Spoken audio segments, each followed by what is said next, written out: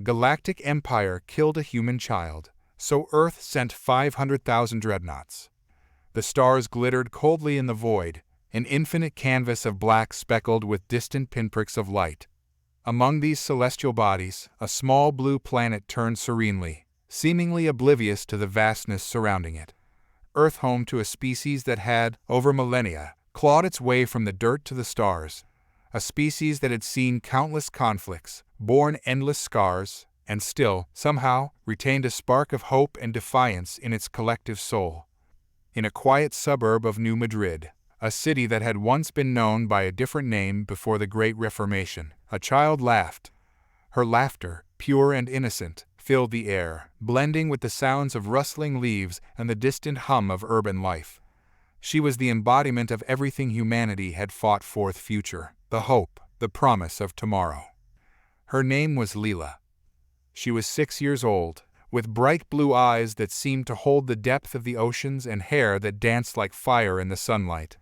She was loved dearly by her parents, who watched her play with a mixture of pride and tenderness.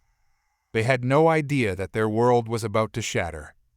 Above, in the cold expanse of space, a ship lurked in the shadows of Earth's moon.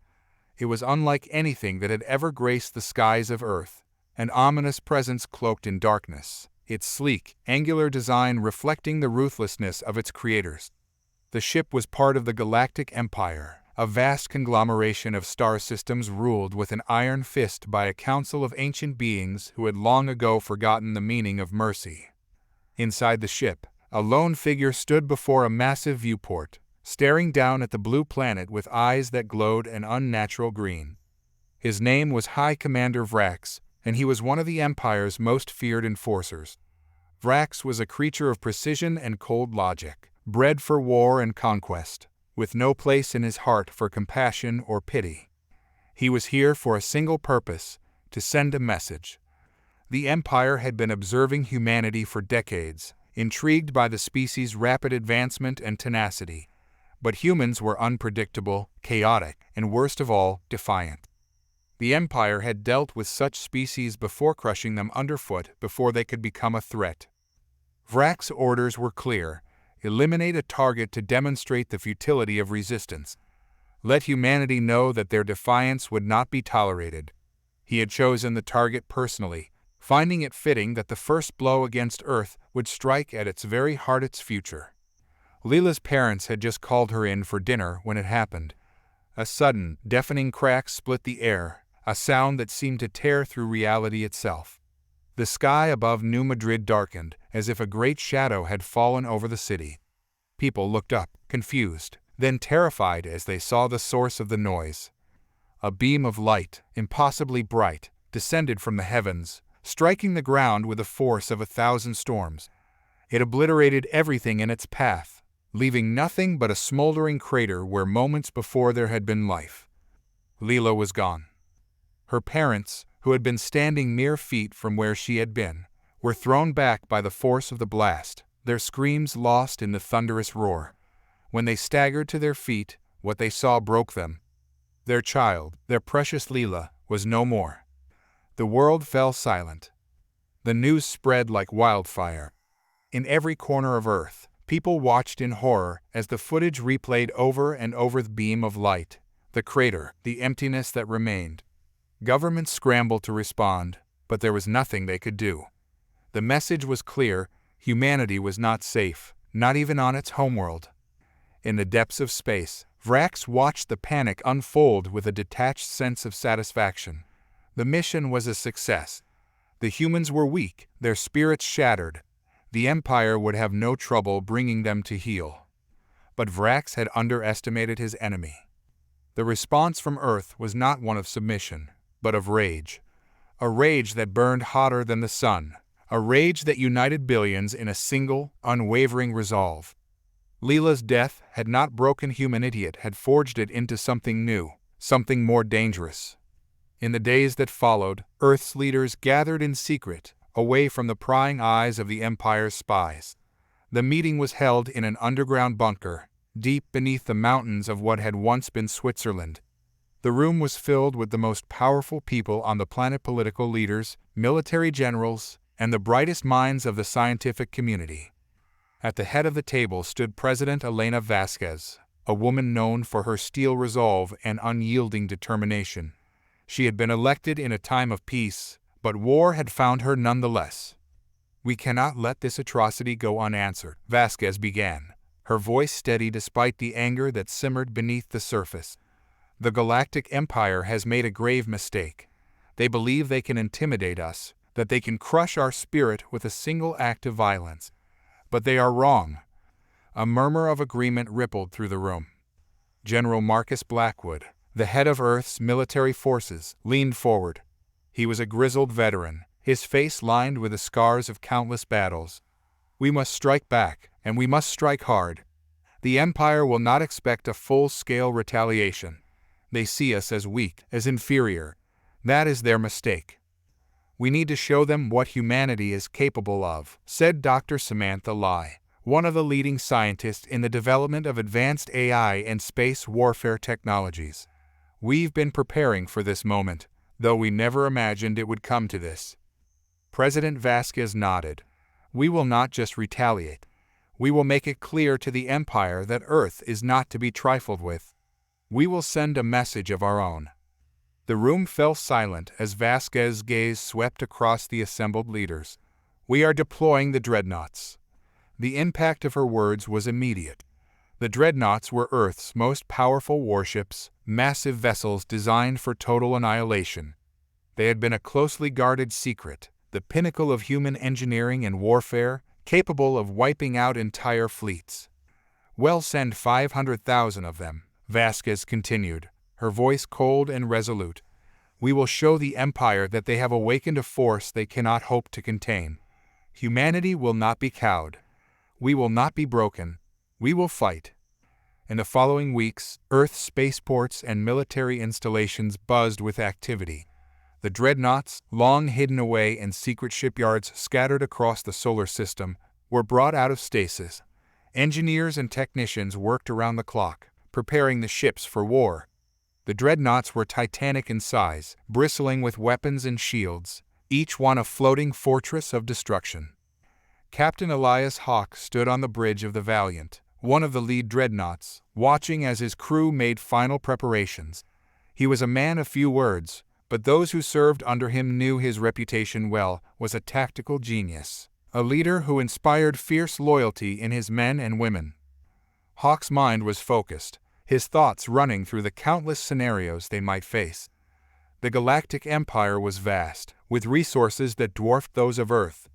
But Hawke knew that humanity's greatest strength was not its numbers, but its resolve.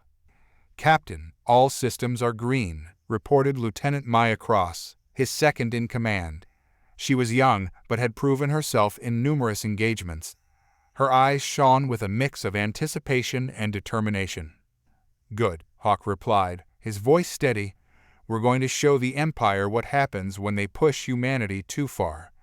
As the fleet of Dreadnoughts assembled, stretching across the dark expanse of space, a sense of unity settled over the crews. They were no longer just soldiers, they were avengers, carrying the weight of Earth's grief and fury on their shoulders. The day of departure arrived swiftly. Across Earth, people gathered in cities and towns, watching the sky as the Dreadnoughts began their journey. The sight was awe-inspiring. 500,000 warships, moving in perfect formation, their engines burning bright against the void. In the lead ship, Captain Hawke gave the order, and the fleet surged forward, leaving Earth's orbit behind. Their destination was the heart of the Galactic Empire, a system known as Valeria. It was here that the Empire's Council of Rulers resided, protected by the most advanced defenses in the galaxy. But the Dreadnoughts were designed to break any defense. As they traveled through the stars, the crew of the Valiant settled into the routine of war. Training drills, weapons checks, strategy meetings each day brought them closer to their target, and the tension mounted with every passing hour. Hawke stood in his quarters, staring at the hollow map of the Valeria system. The Empire would be expecting them, of that he was certain. But they would not be expecting the scale of the retaliation. The sheer number of Dreadnoughts would overwhelm even the most fortified positions. A soft chime interrupted his thoughts. The door slid open, and Lieutenant Cross stepped inside, her expression grim. "Captain, we've received a transmission," she said. "It's from Earth." Hawke turned to face her, his brow furrowing.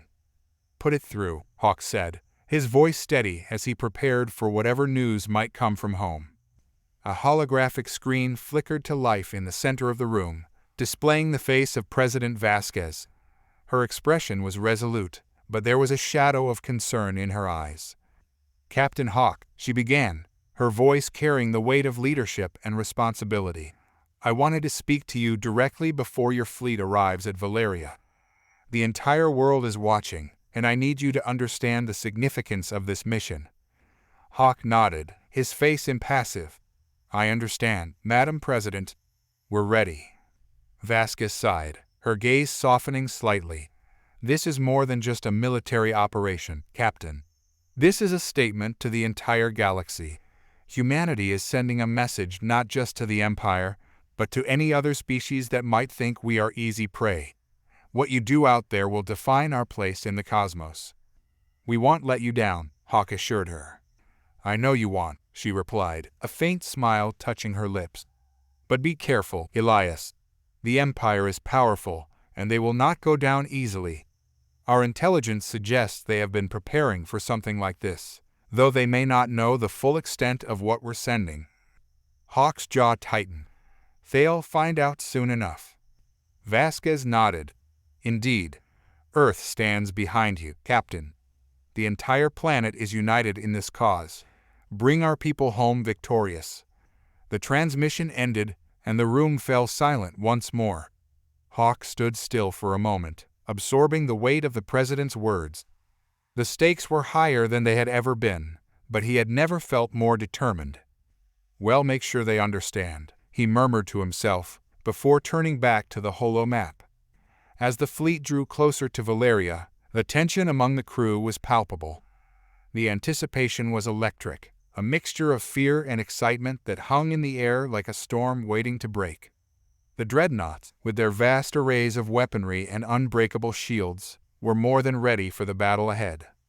On the bridge of the Valiant, every station was manned, every officer focused on their task. The calm before the storm was a familiar feeling, but it was no less intense. "Captain, we're approaching the Valeria system," Lieutenant Cross reported, her voice steady despite the anticipation that everyone felt. "Status of the fleet?" Hawke asked. "All ships report ready. Weapon systems are online, and shields are at maximum power," she replied. Hawke nodded, his eyes narrowing as he stared at the image of Valeria on the main screen. It was a beautiful system, with twin suns casting a warm glow over the planets and their moons. But beauty had no place in war, and Hawke knew that what awaited them was anything but peaceful. "Open a channel to the fleet," Hawke ordered. A moment later, the communication link was established, and Hawke's voice echoed across the ships. "This is it," he began, his voice calm and authoritative. "We are about to engage the enemy at their strongest point. The Empire believes they are invincible, that they can crush us with a single strike, but we are here to prove them wrong." He paused, letting his words sink in. "Remember why we fight. Remember Lila, and the countless others who have suffered at the hands of the Empire. We fight not just for revenge, but for the future of humanity. We will show the galaxy that Earth is not to be trifled with. We will show them what it means to face the wrath of an awakened giant." A chorus of acknowledgments came through the comms, the determination of the crews clear in their voices. "Prepare for battle," Hawke commanded. "We move in 3 minutes." The approach to Valeria was a study in tactical precision.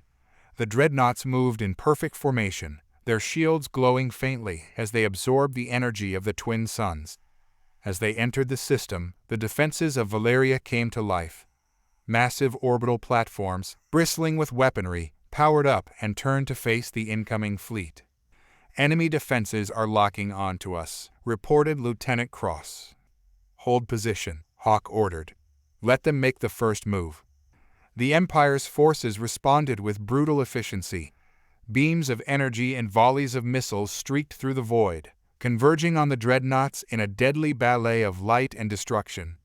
But the Dreadnoughts' shields held firm, absorbing the onslaught with barely a flicker.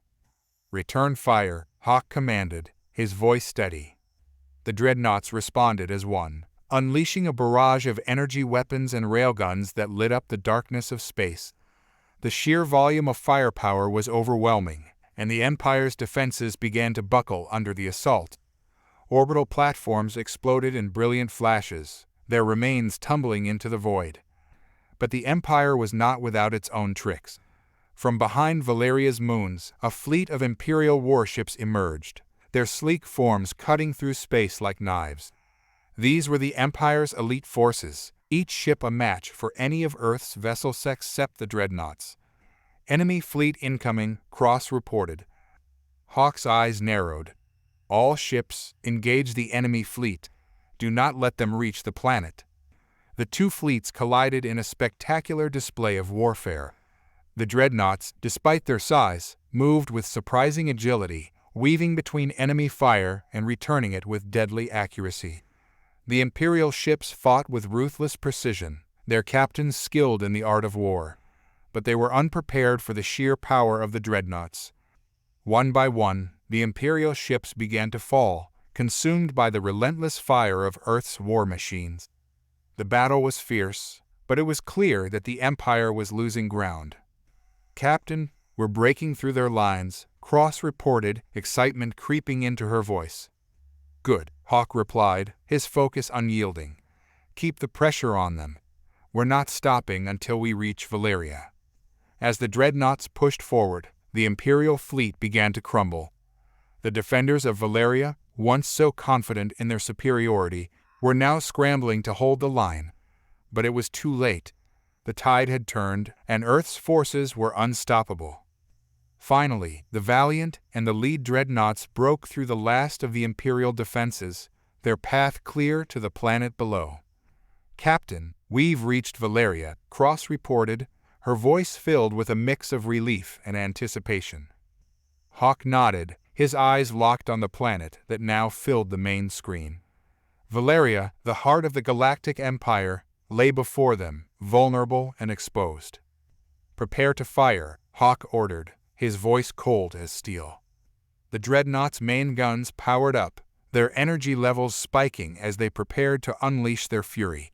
This was the moment they had been waiting for, the moment when they would show the Empire the price of its arrogance. But just as the order to fire was about to be given, a new signal appeared on the sensors. "Captain, we're detecting something massive," Cross said, her voice tinged with shock. "It's coming from the planet's surface." Hawke frowned, his attention snapping to the new readings. "What is it?" I don't know," Cross admitted. "It's unlike anything we've ever seen." Before Hawke could respond, the main screen shifted to show the surface of Valeria. There, rising from the planet's largest city, was a massive structure, its shape unlike anything in the known galaxy. It pulsed with energy, a deep, ominous red that seemed to draw in the very light around it. "What the hell is that?" one of the bridge officers muttered, echoing the thoughts of everyone present. Hawke's mind raced as he stared at the unknown structure. It was clear that this was the Empire's last-ditch effort, a final gambit to protect their home. But what it was capable of, and whether Earth's forces could withstand it, was a question that remained unanswered. "Hold fire," Hawke ordered, his voice tense. "We need to find out what we're dealing with." The fleet halted its advance, the Dreadnoughts hovering in the void as their sensors scanned the structure. The readings were unlike anything they had encountered before: massive energy spikes, gravitational anomalies, and an electromagnetic field that seemed to defy conventional physics. "Captain, this thing, it's generating some kind of field," Cross reported, her voice filled with unease. "It's interfering with our targeting systems." Hawke cursed under his breath. The Empire had pulled out all the stops, and now they were facing an unknown threat that could turn the tide of the battle. "Get me a direct link to Earth," Hawke ordered. "We need to consult with command on this." As the connection was established, the tension on the bridge was palpable. The crew waited with bated breath, their eyes fixed on the mysterious structure that loomed over Valeria. The holographic screen flickered to life once more, and President Vasquez's face appeared, her expression as serious as before. "Captain, what's happening?" she asked, sensing the urgency in Hawke's demeanor. "Madam President, we've encountered something unexpected," Hawke began, quickly explaining the situation. "The Empire has deployed a massive structure on the planet's surface, and it's interfering with our systems. We don't know what it's capable of, but it's clearly a threat." Vasquez's eyes narrowed as she listened. "Can you destroy it?" "We don't know," Hawke admitted. "Our sensors are being scrambled, and we can't get a clear reading on its defenses." There was a brief silence as Vasquez considered the situation. Finally, she spoke, her voice firm. "Captain, do whatever you have to do to neutralize that threat. The success of this mission is critical. We cannot afford to fail." Hawke nodded, his resolve hardening. "Understood, Madam President. We'll find a way."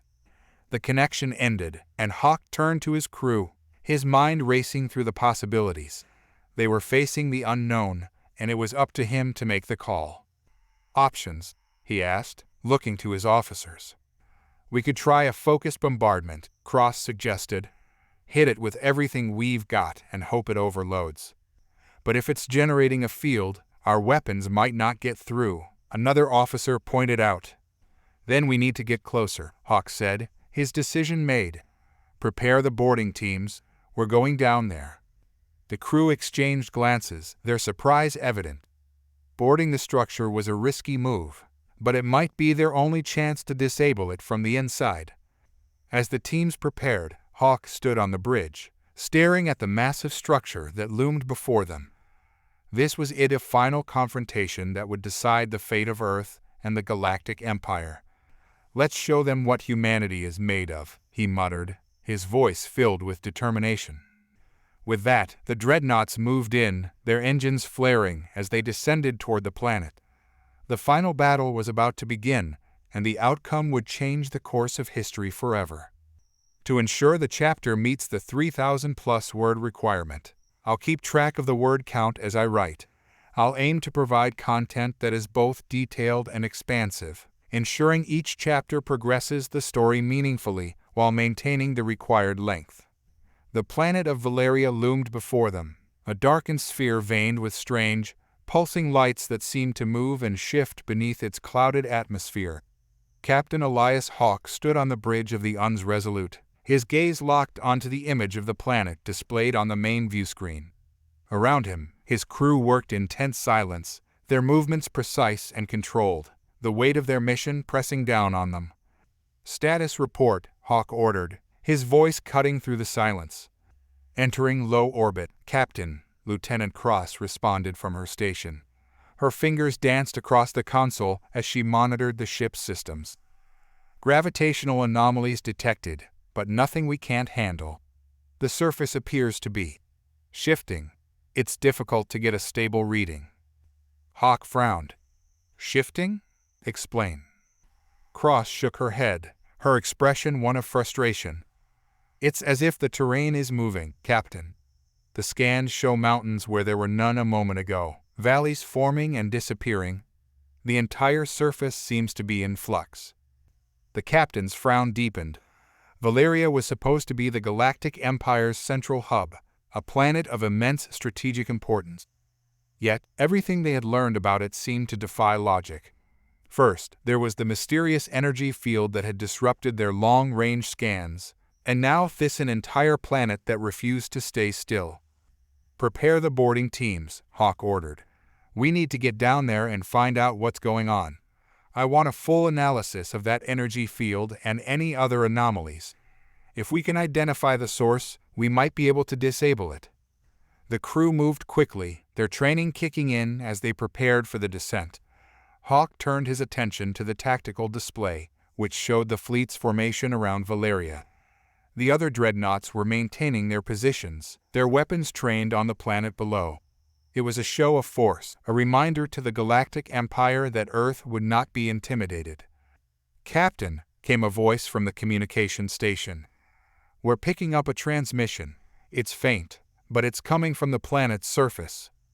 Patch it through, Hawke said. The voice that crackled through the speakers was distorted, almost unrecognizable. It was laced with static, as if struggling to break through a wall of interference. U.com e.dead.world.leave.no. Hawke exchanged a glance with his first officer, Commander Jameson. Can you clean that up? I'm trying, sir, the communications officer replied, his fingers flying over the controls. The interference is strong. It's almost as if the transmission is being deliberately scrambled. Keep working on it, Hawke said. I want to know who or what is down there. As the team continued to decode the transmission, Hawke turned back to the view screen. The pulsing lights on Valeria's surface had grown brighter, casting an eerie glow across the planet's darkened landscape. Something about the planet unnerved him, a feeling he couldn't quite shake. Captain, the boarding teams are ready, Cross reported. Hawke nodded. Good. Commander Jameson, you have the bridge. I'll lead the first team down. Jameson looked up sharply. Captain, with all due respect. I know the risks, Commander, Hawke interrupted, his tone leaving no room for argument. But if there's something down there that can help us understand what we're dealing with, I need to see it firsthand. Jameson hesitated, then nodded. Understood, sir. Good luck. Hawke left the bridge, making his way to the hangar where the boarding teams were assembling. As he approached, he could feel the tension in the air, the soldiers and officers steeling themselves for what lay ahead. He recognized the fear in their eyes, the fear of the unknown, of stepping onto a planet that seemed to defy the laws of nature. Captain on deck, a voice called out, and the soldiers snapped to attention. At ease, Hawke said, his voice calm and steady. He walked among the men and women of his team, noting their readiness, the hardened resolve in their expressions. They were some of Earth's finest, trained to face any threat, no matter how strange or formidable. We don't know what we're walking into down there, Hawke began, addressing the team. But we do know one thing. The Galactic Empire has something on Valeria that they don't want us to find. Our mission is to discover what that is and disable it. We go in hard and fast, secure the area, and get the intel we need. Any questions? There were none. The team was ready. Then let's move out, Hawke ordered.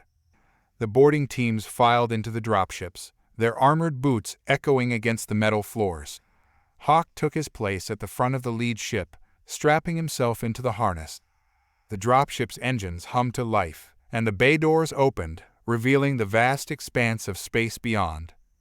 All units, this is Resolute Actual, Hawke said over the comms. We're green across the board. Prepare for launch.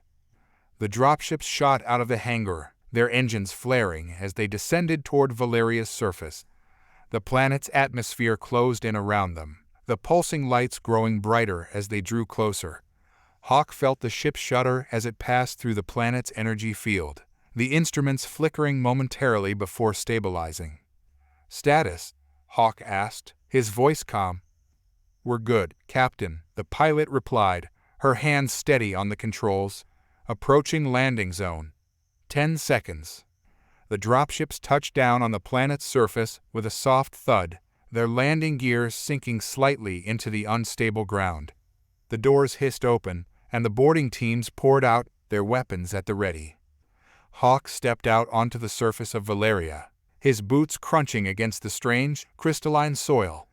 The air was thick with a faint, metallic taste, and the landscape around them was as alien as anything he had ever seen. The ground seemed to shimmer and shift, as if it were alive, and the sky above was a swirling mass of dark clouds, streaked with lightning. Stay sharp, Hawke ordered, scanning the area. We don't know what we're dealing with here. The team spread out, their eyes darting across the landscape, alert for any sign of movement. The pulsing lights that had been visible from orbit were now all around them, emanating from strange, crystalline structures that jutted out of the ground like jagged teeth.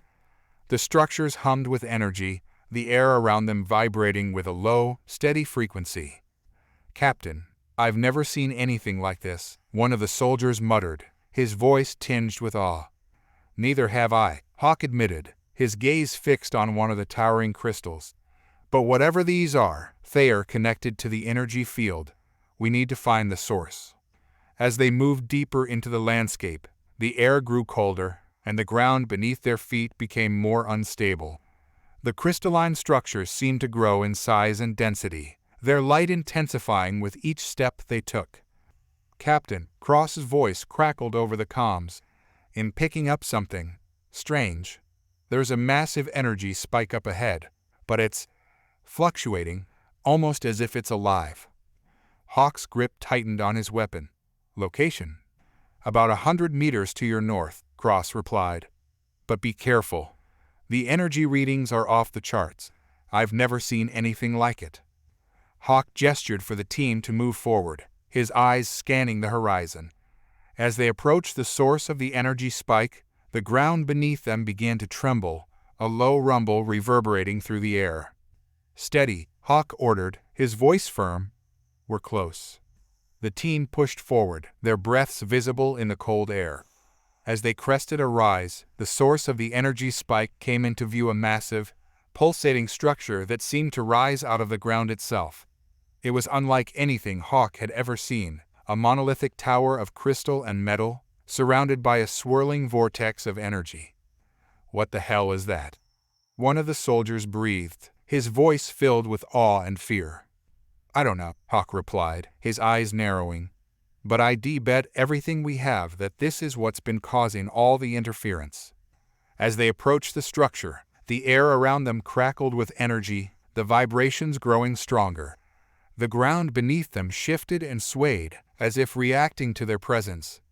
"Captain, the energy readings are spiking." Cross's voice came through the comms, laced with urgency. "You need to get out of there now." But it was too late. The ground beneath them erupted in a blinding flash of light, and Hawke felt himself being thrown backward, the force of the explosion slamming him into the ground. His vision blurred, and for a moment everything went dark. When he came to, the first thing he noticed was the silence. The vibrations, the hum of the crystals, the crackling energy, all of it was gone. He blinked, trying to clear his vision, and saw that the massive structure was still standing. But it had changed. The pulsing light had dimmed, and the swirling vortex of energy had dissipated. "Captain, are you all right?" Jameson's voice crackled over the comms, filled with concern. I'm fine," Hawke replied, pushing himself to his feet. His body ached, but he could still move. "What happened?" "We're not sure," Jameson said. "One minute you were getting close to the structure. The next there was a massive energy spike, and then nothing. We lost contact for a few minutes." Hawke looked around. His team was scattered across the ground, but they were all moving, struggling to their feet. "Everyone, report." One by one, the soldiers checked in, each one battered and bruised, but alive. Hawke let out a breath he hadn't realized he was holding. "Captain," Cross's voice came through the comms again, this time softer, almost hesitant. "You need to see this." "What is it?" Hawke asked, turning to look at the structure. As he did, his breath caught in his throat. The structure had opened. Where there had once been solid crystal and metal, there was now a massive doorway, leading into the heart of the structure. The air around it was still, the vibrations and energy gone, as if whatever force had been powering it had finally been released. "What the hell?" Hawke muttered, stepping forward. He could feel the pull of the structure, an almost magnetic force drawing him closer. "Captain, we're detecting life signs inside the structure," Cross reported, her voice filled with disbelief. "Fair, human." Hawke's blood ran cold. "That's impossible." "I'm telling you what the sensors are picking up, sir," Cross replied. "There are multiple life signs inside that structure, and they are human." Hawke exchanged a glance with his team. They were all thinking the same thing. This was far beyond anything they had expected. But they had come too far to turn back now. "All right," Hawke said, his voice firm. "We're going in. Everyone stay alert. We don't know what we'll find in there." The team moved cautiously toward the open doorway, their weapons at the ready. As they stepped inside, the air grew cooler, and the walls of the structure pulsed with a faint, eerie light. The corridor ahead of them was long and narrow, leading deeper into the structure. "Captain," Cross's voice crackled through the comms. "The life signs are getting stronger. They are close." Hawke nodded, his senses on high alert. Every instinct told him that this was a trap, that they were walking into something they couldn't possibly understand. But there was no turning back now. They moved deeper into the structure, the light around them growing brighter with each step. The corridor opened up into a vast chamber, and as they entered, Hawke felt his heart skip a beat. In the center of the chamber, suspended in a column of light, was a figure. It was Humana child, no older than 10, her body glowing with an ethereal light. Her eyes were closed, and she floated motionless, as if in a deep sleep. "Captain, is that?" one of the soldiers began, but he couldn't finish the sentence. The sight was too surreal, too impossible to comprehend. Hawke stepped forward, his mind racing. The child was the source of the life signs, but how was she here? How was any of this possible? Before he could get any closer, the child's eyes snapped open. The light around her flared, and Hawke felt a surge of energy ripple through the chamber. The ground beneath them trembled, and the walls of the structure pulsed with a blinding light. "Get back!" Hawke shouted, but it was too late. The energy surged outward, and Hawke felt himself being lifted off his feet, the force of the explosion throwing him back into the corridor. The last thing he saw before everything went dark was the child's eyes, glowing with an unnatural, terrifying light. When Hawke awoke, he was back on the Resolute, lying in the medical bay. His body ached, and his head throbbed with pain. He blinked, trying to clear his vision, and saw Jameson standing over him, a concerned look on his face. "Captain, can you hear me?" Jameson asked, his voice laced with worry. "I'm here," Hawke muttered, struggling to sit up. "What happened?" "We had to pull you out," Jameson replied. "The structure began to collapse after the explosion. We barely made it back to the ship in time." Hawke groaned, his mind racing as he tried to piece together what had happened. The child, the structure, the explosion. None of it made any sense. Did we get any intel?" Hawke asked, his voice hoarse. Jameson hesitated, then nodded. "We managed to extract some data from the structure before it collapsed." "But, Captain..." "What is it?" Hawke asked, his heart sinking. "The data confirms what we saw," Jameson said, his voice grim. "That child, she was human, but she shouldn't have been there. According to the data, she's been inside that structure for over 100 years. Hawke felt a chill run down his spine. "That's impossible." "I know," Jameson said, "but it's the truth. And there's more. The data we recovered indicates that the structure wasn't just a weapon. It was a containment facility for something much, much worse." Hawke's mind raced as he tried to process the information. The child, the structure, the energenon of it made any sense. But one thing was clear: whatever they had uncovered on Valeria was far more dangerous than they had anticipated. "We need to figure out what that something is," Hawke said, his voice filled with determination, "before it's too late." Jameson nodded. "We're already working on it, Captain. But this is beyond anything we've ever encountered. It's going to take time." Hawke leaned back against the bed, his mind racing with possibilities. Valeria was supposed to be the heart of the Galactic Empire, the key to their power. But now it seemed that it held secrets far darker and more dangerous than anyone had ever imagined. As he lay there, staring up at the ceiling, Hawke couldn't shake the feeling that they had only scratched the surface of what Valeria had to offer. The child, the structure, the energit was all connected, part of a puzzle that they were only just beginning to unravel. But one thing was certain: whatever they had uncovered on Valeria, it was only the beginning. The briefing room aboard the UN's Resolute was filled with an uneasy tension. The crew gathered around the holographic display, their faces drawn and tired from the aftermath of their mission on Valeria.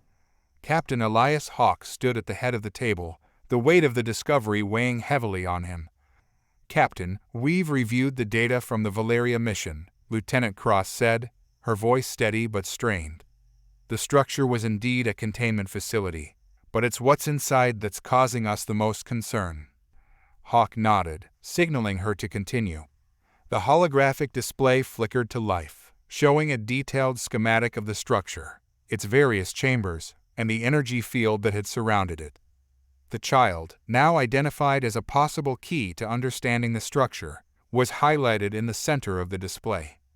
The structure was designed to contain and control a powerful, unknown energy source, Cross explained. But what's even more troubling is the data we recovered about its purpose. Jameson, standing beside Hawke, glanced at the display.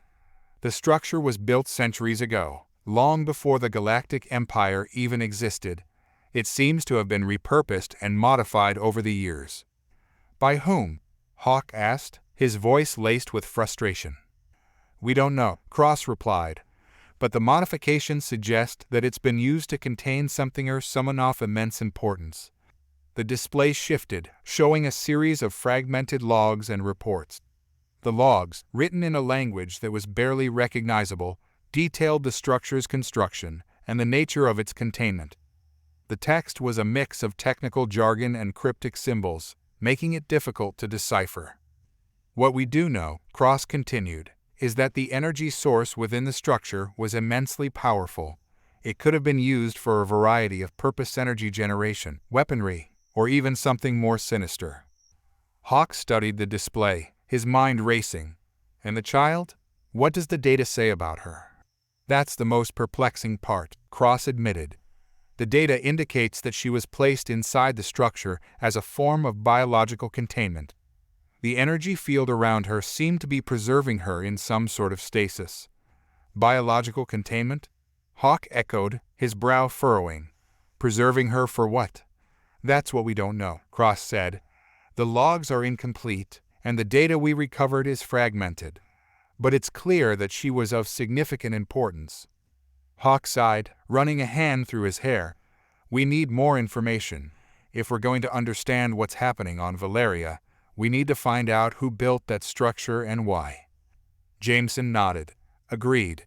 We should focus on tracing the origins of the structure and the energy source. It might lead us to answers about the child and the Galactic Empire's interest in Valeria." Hawke looked around the room, meeting the eyes of his crew. "All right, here's the plan. We'll divide into teams. One team will focus on analyzing the data and trying to decipher the logs we recovered. The other team will investigate any connections between the Galactic Empire and the structure's origin. We need to act quickly." The crew nodded in agreement, their expressions reflecting a mixture of determination and unease. As the briefing concluded, they dispersed to their respective tasks, each one focused on unraveling the mystery that had begun on Valeria. Hours later, in the data analysis room, Lieutenant Cross and her team were hard at work. The room was filled with the hum of computers and the flicker of holographic displays, each one showing different aspects of the data they had recovered. "Lieutenant," one of the analysts called out, "I think I've found something." Cross walked over to the display, her eyes scanning the information. "What is it?" "It's a partial translation of the logs," the analyst said. "It's not complete, but it mentions something called the Eclipse Protocol." Cross' brow furrowed. "Eclipse Protocol? I've never heard of that before." The analyst nodded. "Neither have I. But the logs suggest it's a containment and control protocol used for powerful energy sources or entities." "Can you pull up the relevant sections?" Cross asked. The display shifted to show the partial translation. The text was fragmented, but certain phrases stood out. "Eclipse Protocol, containment of the Aetherial Entity, required to maintain equilibrium. Energy source of unparalleled power." Cross' eyes widened. "An Aetherial Entity. This could be the source of the energy we saw on Valeria." The analyst nodded. "It's possible, but we need more information to confirm it." Cross glanced at the clock. "Keep working on it. We need a complete translation as soon as possible." Meanwhile, in the research and intelligence room, Commander Jameson and his team were investigating the Galactic Empire's possible connections to the structure. The room was filled with maps, reports, and holographic displays, each one focused on different aspects of the Empire's history and activities. "Commander," one of the researchers called out, "I think we've found a link." Jameson walked over to the display, his eyes scanning the information. "What's the connection?"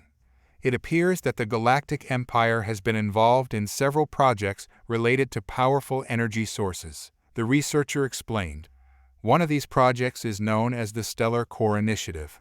It was an attempt to harness and weaponize energy from celestial sources." Jameson's eyes narrowed. "The Stellar Core Initiative, that sounds like it could be related."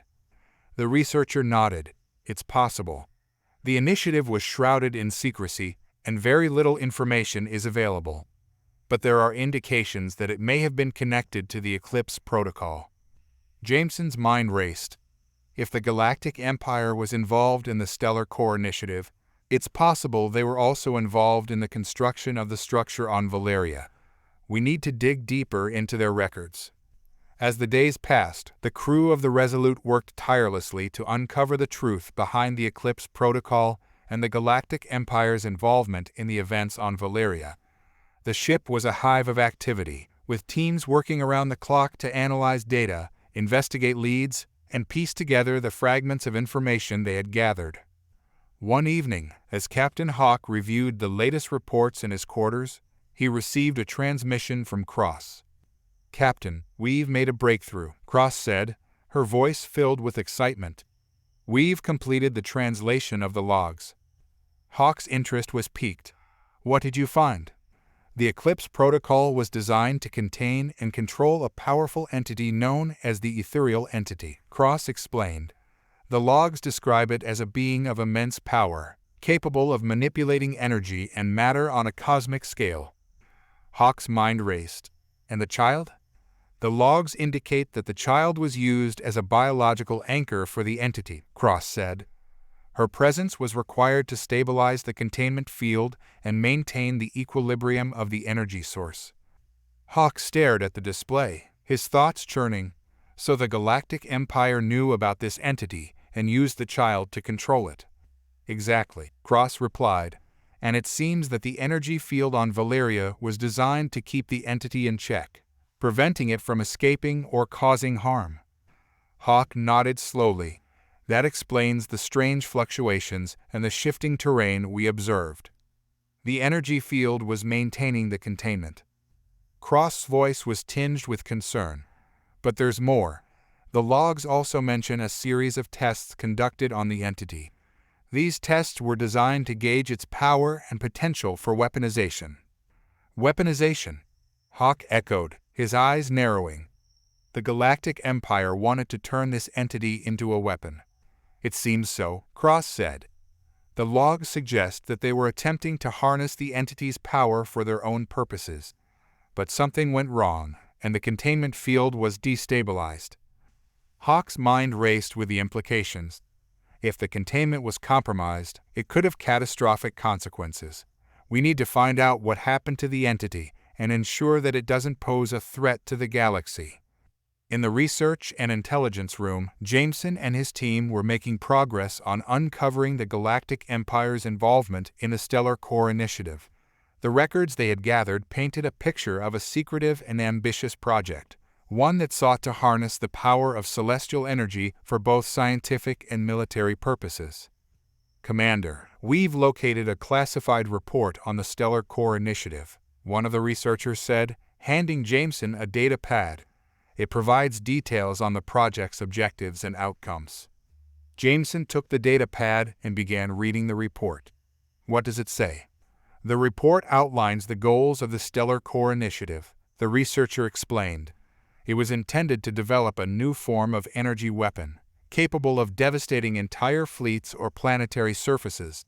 But the project faced numerous setbacks, including issues with containment and stability." Jameson's eyes narrowed. So the Galactic Empire was working on weaponizing energy sources, and the structure on Valeria was part of that effort. "It seems likely," the researcher said. The report mentions several failed containment experiments, which could be linked to the Eclipse protocol. Jameson nodded. We need to find out what happened to the Stellar Core Initiative and whether it's still active. If the Galactic Empire is still pursuing this technology, it could be a significant threat.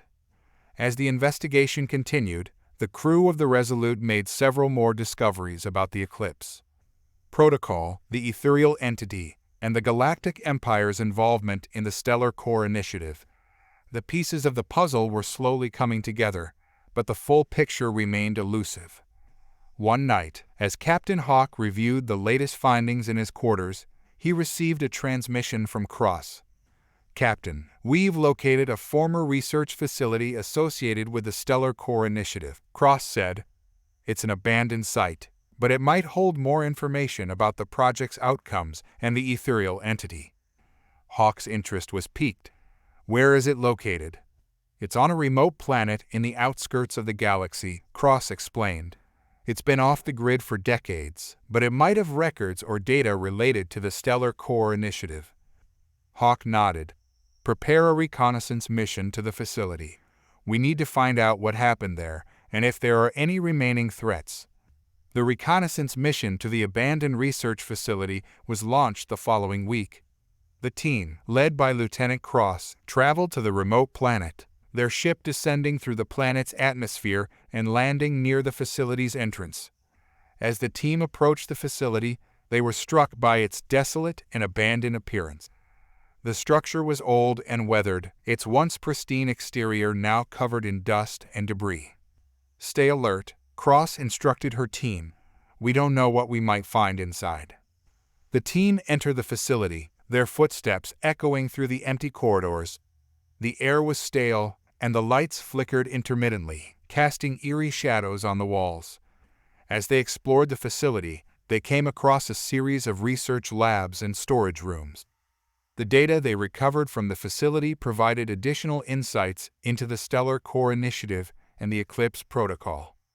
One of the storage rooms contained a series of data tapes and records, detailing the outcomes of the containment experiments and the results of the tests on the Aetherial Entity. This is it, Cross said, holding up a data tape. This might hold the answers we're looking for. The team worked quickly to extract and analyze the data from the tapes.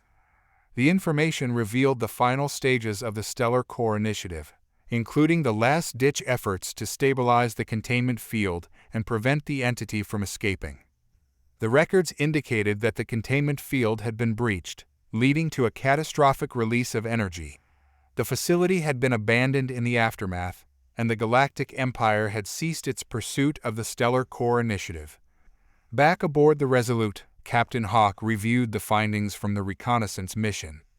The information confirmed many of their suspicions about the Stellar Core Initiative and the Eclipse protocol. The containment breach was indeed catastrophic, Cross reported. It caused a massive release of energy that destabilized the facility and forced the Galactic Empire to abandon the project. Hawke nodded, deep in thought. And the Aetherial Entity. The records suggest that the entity was partially contained during the breach, Cross said. But it's unclear whether it escaped or was destroyed. We need to be cautious. Hawke's eyes were resolute. We've uncovered a lot, but there's still much we don't know. We need to stay vigilant and be prepared for any potential threats. As the crew of the Resolute continued their investigation, the mystery of Valeria, the Aetherial Entity, and the Galactic Empire's secret projects deepened. The truth behind the child, the structure, and the energy source remained elusive, but the crew was determined to uncover the full story. The journey was far from over, and the stakes were higher than ever. With each new discovery, the crew of the Resolute drew closer to the heart of the mystery, ready to confront whatever challenges lay ahead. As Captain Hawke looked out at the stars, he knew that their mission was far from complete. The galaxy was filled with secrets, and the path to the truth was fraught with danger. The Resolute drifted through the vast emptiness of space, its sleek hull by distant stars. The crew was busy analyzing the data from the recent reconnaissance mission, their minds occupied with the implications of their discoveries. Captain Elias Hawke stood at the command center, overseeing the operations and reflecting on the mounting challenges they faced. "Captain, we've received a transmission from Fleet Command," Lieutenant Cross said as she approached Hawke.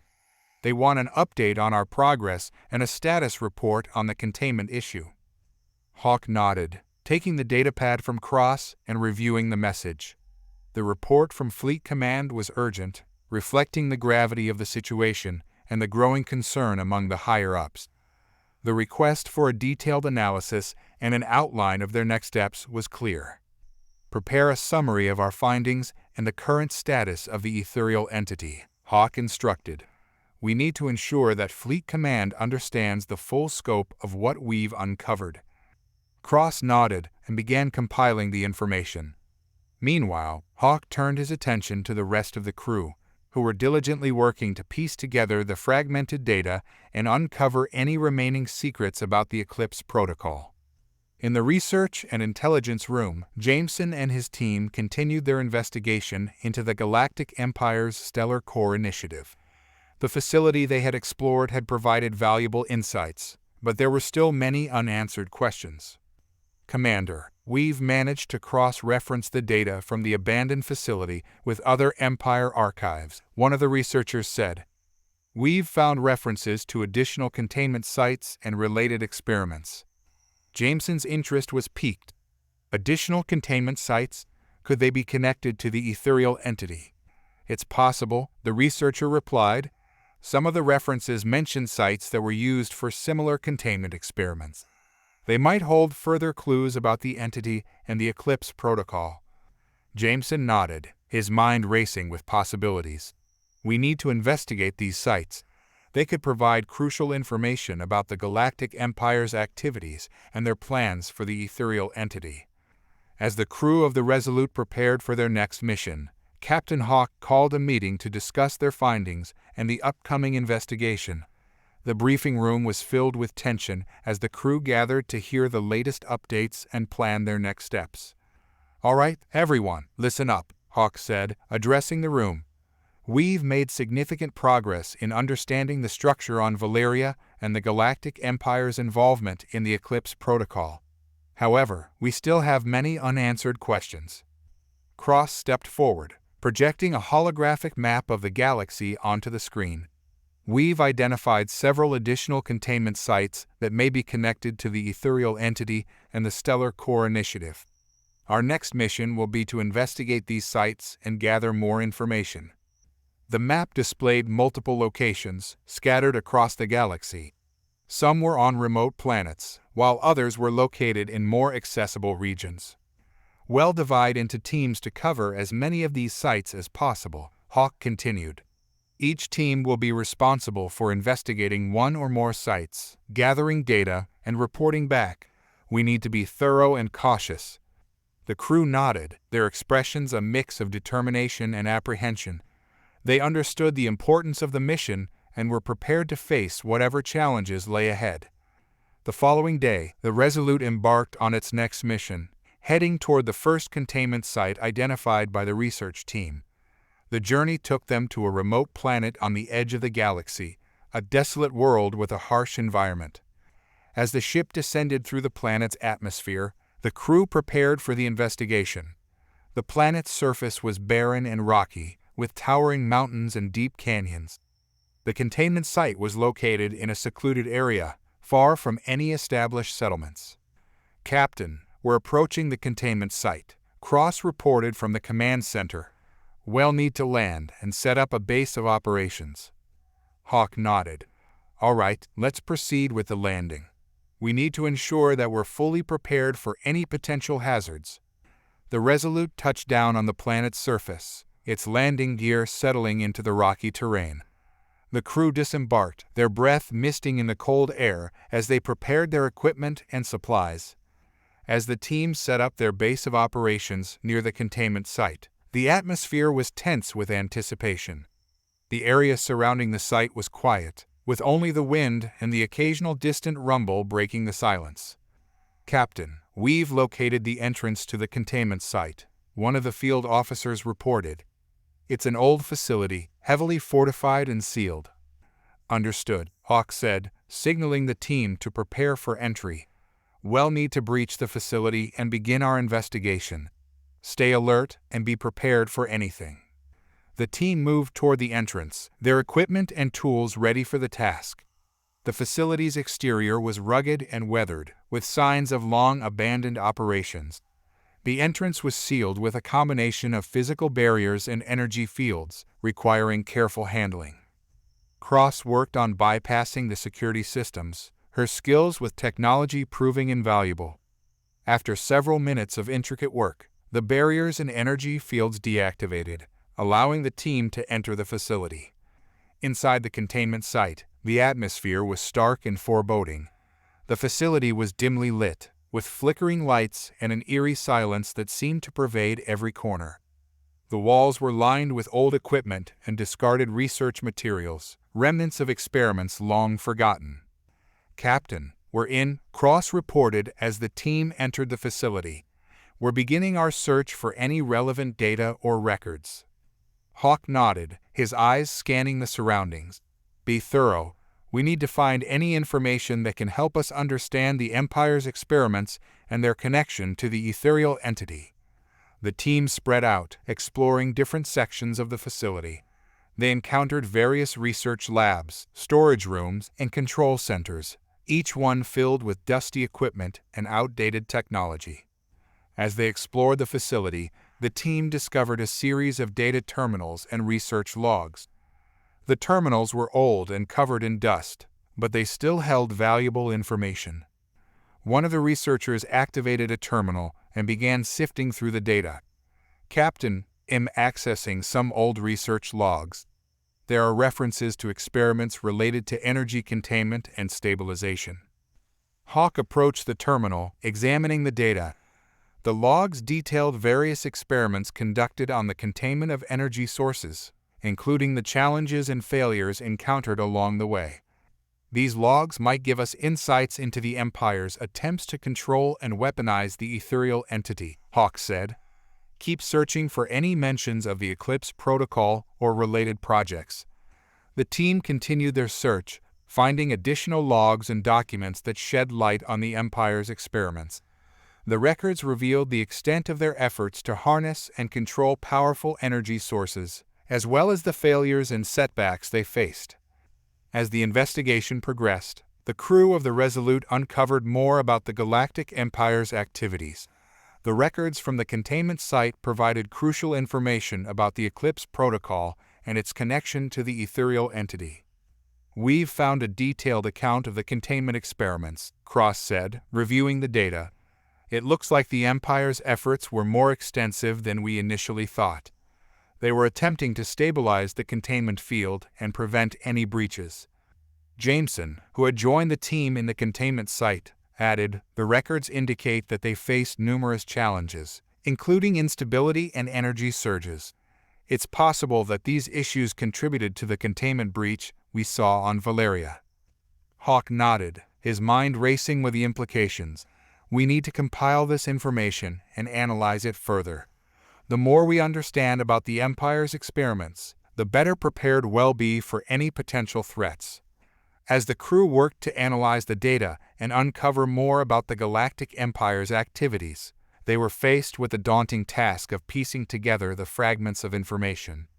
The containment site provided valuable insights, but there were still many unanswered questions. The investigation into the additional containment sites continued, each one revealing more about the Empire's secret projects and their connection to the Aetherial Entity. The investigation at the containment site yielded a trove of data, but it also uncovered a deeper mystery. As Captain Hawke and his team continued to analyze the findings, they discovered disturbing inconsistencies and gaps in the records. The data pointed to a larger, more sinister agenda behind the Galactic Empire's experiments. Back aboard the Resolute, the crew worked tirelessly to piece together the fragments of information. The atmosphere in the command center was tense as they navigated through the complex web of records and logs.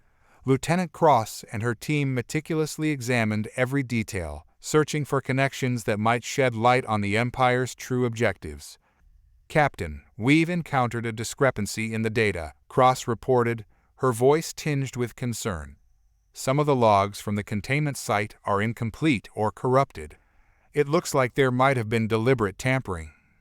Hawke's brow furrowed as he processed the information. Deliberate tampering? That suggests someone wanted to hide something. What could they be trying to conceal? Cross shook her head. "It's hard to say at this point. The missing data might have contained crucial information about the Eclipse Protocol or the Aetherial Entity. We need to find a way to recover or reconstruct the missing parts." Determined to get to the bottom of the mystery, Hawke decided to initiate a more intensive investigation. He gathered his senior officers for a strategy meeting, aiming to formulate a plan to address the data discrepancies and further their understanding of the Galactic Empire's activities. "All right, everyone," Hawke began, addressing the gathered team. "We've uncovered valuable information from the containment site, but we've also encountered significant gaps in the data. It's clear that there's more to this story than we initially thought." Commander Jameson spoke up. "The tampering suggests that the Empire was not only interested in controlling the Aetherial Entity, but also in keeping certain aspects of their experiments hidden. We need to identify any additional containment sites or facilities that might hold more information." Cross nodded. "We've cross-referenced the incomplete logs with other known Empire archives. There are references to a network of secret research stations scattered across the galaxy. Some of these might be related to the Eclipse Protocol and could provide the missing pieces we need." Hawke considered this for a moment. "If we can locate and investigate these research stations, we might be able to uncover the truth behind the Empire's experiments and the true nature of the Aetherial Entity." The crew of the Resolute prepared for their next series of missions, setting course for the newly identified research stations. The journey would take them to various locations, each with its own set of challenges and potential discoveries. Their first destination was a secluded research station located in a dense nebula. The station, shrouded in the nebula's swirling clouds, was nearly impossible to detect from a distance. As the Resolute approached, the crew worked to navigate through the turbulent environment and make a safe approach. "Captain, we're entering the nebula," Cross announced. "The sensor readings are erratic due to the dense gas clouds. We'll need to rely on visual navigation to locate the station." Hawke nodded. "Understood. Let's proceed with caution. The nebula might be concealing additional hazards, and we need to be prepared for anything."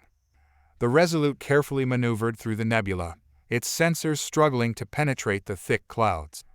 The crew maintained a vigilant watch as they navigated through the swirling mists, their eyes scanning for any signs of the research station. After hours of meticulous navigation, the Resolute finally emerged from the nebula and located the research station.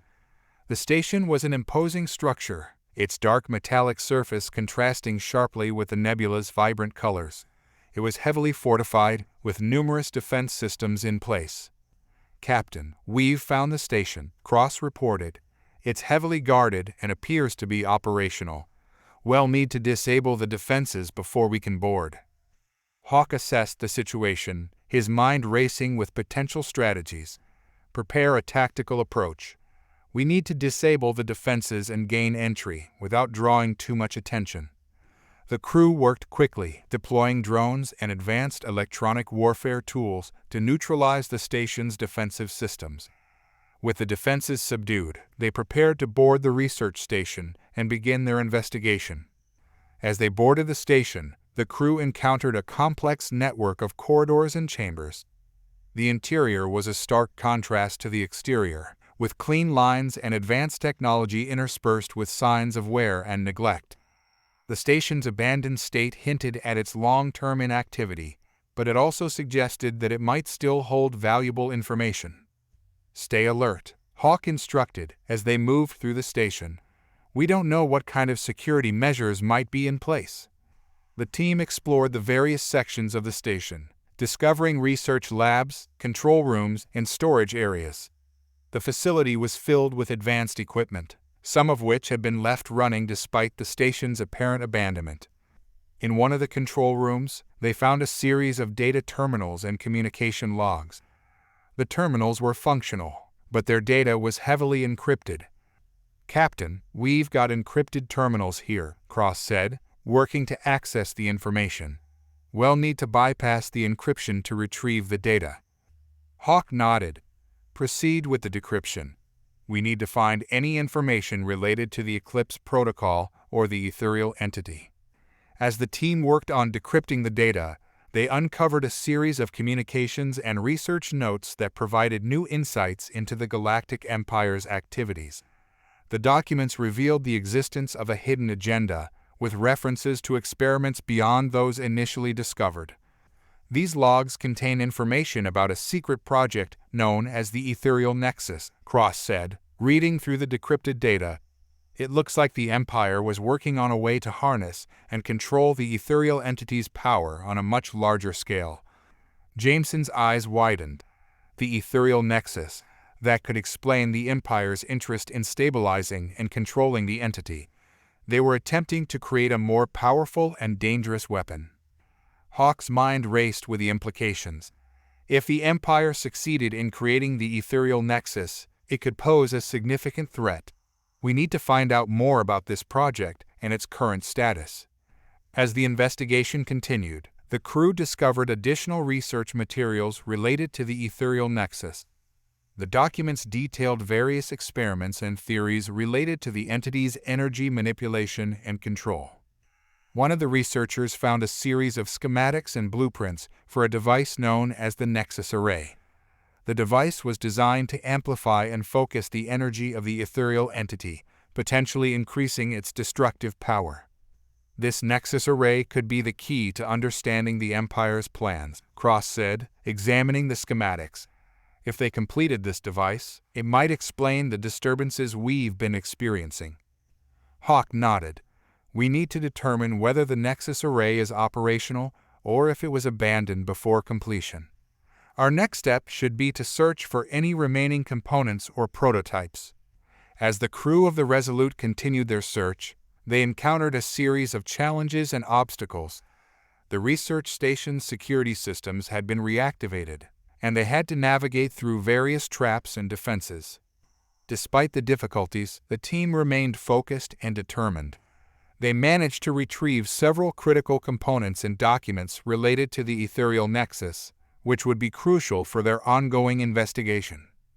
Back aboard the Resolute, the crew began analyzing the data and components retrieved from the research station. The information provided new insights into the Galactic Empire's activities and their efforts to control the Ethereal Entity. Captain Hawke and his team prepared to share their findings with Fleet Command, emphasizing the potential threats posed by the Empire's secret projects. They were determined to stay ahead of any potential dangers and to protect humanity from the shadows of the past. As the Resolute set course for its next destination, the crew remained vigilant and resolute in their mission. The search for answers continued, and the stakes were higher than ever. With each new discovery, they drew closer to uncovering the truth behind the Galactic Empire's experiments and the true nature of the Ethereal Entity. The Resolute cut through the fabric of space with a newfound urgency. After their harrowing discovery at the research station, the crew's sense of purpose was sharper than ever. The latest intelligence pointed towards a remote star system, known as Aegis Prima system, long rumored to harbor secret Galactic Empire installations. The team's mission: to uncover the remaining pieces of the Eclipse protocol puzzle.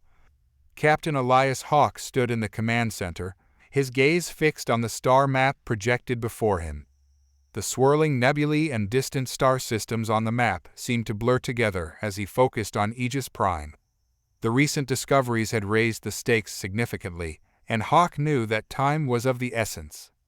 "Captain, we're approaching the outer boundary of the Aegis Prime system," Lieutenant Cross reported from her station. "We'll be entering the system's space in approximately 20 minutes. Hawke nodded. "Excellent. Prepare for initial scans and establish a perimeter. We need to assess the system's status and identify any potential threats."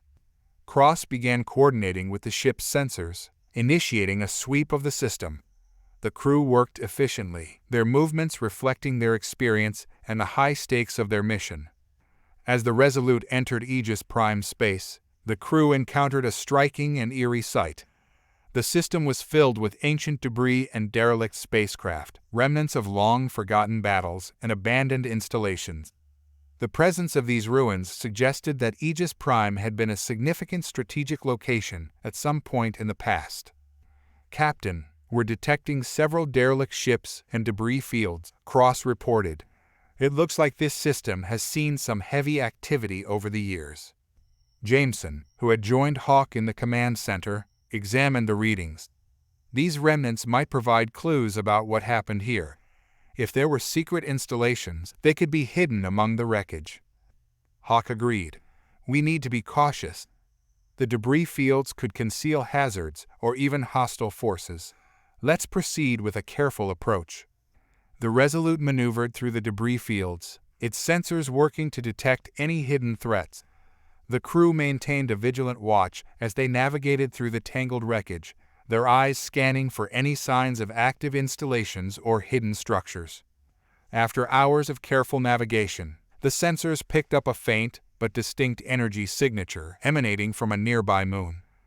The energy signature was consistent with the technology used in Galactic Empire facilities. Captain, we've detected an energy signature on the moon, Cross announced. It matches the profile of the Empire's technology. Hawke's eyes narrowed. That's our target. Prepare for landing and establish a base of operations. We need to investigate the source of the signature. The crew set to work, preparing the Resolute for a descent to the moon's surface. The landing was executed smoothly, and the team disembarked to set up their equipment and begin their investigation. As the team approached the energy signature source, they discovered an old, heavily fortified facility buried beneath the moon's surface. The facility's entrance was partially obscured by debris and sediment, but the advanced technology used in its construction was evident. Captain, we've found the entrance to the facility, one of the field officers reported. It's well hidden, but appears to be operational. Hawke nodded. Let's get to work. We need to access the facility and see what secrets it holds.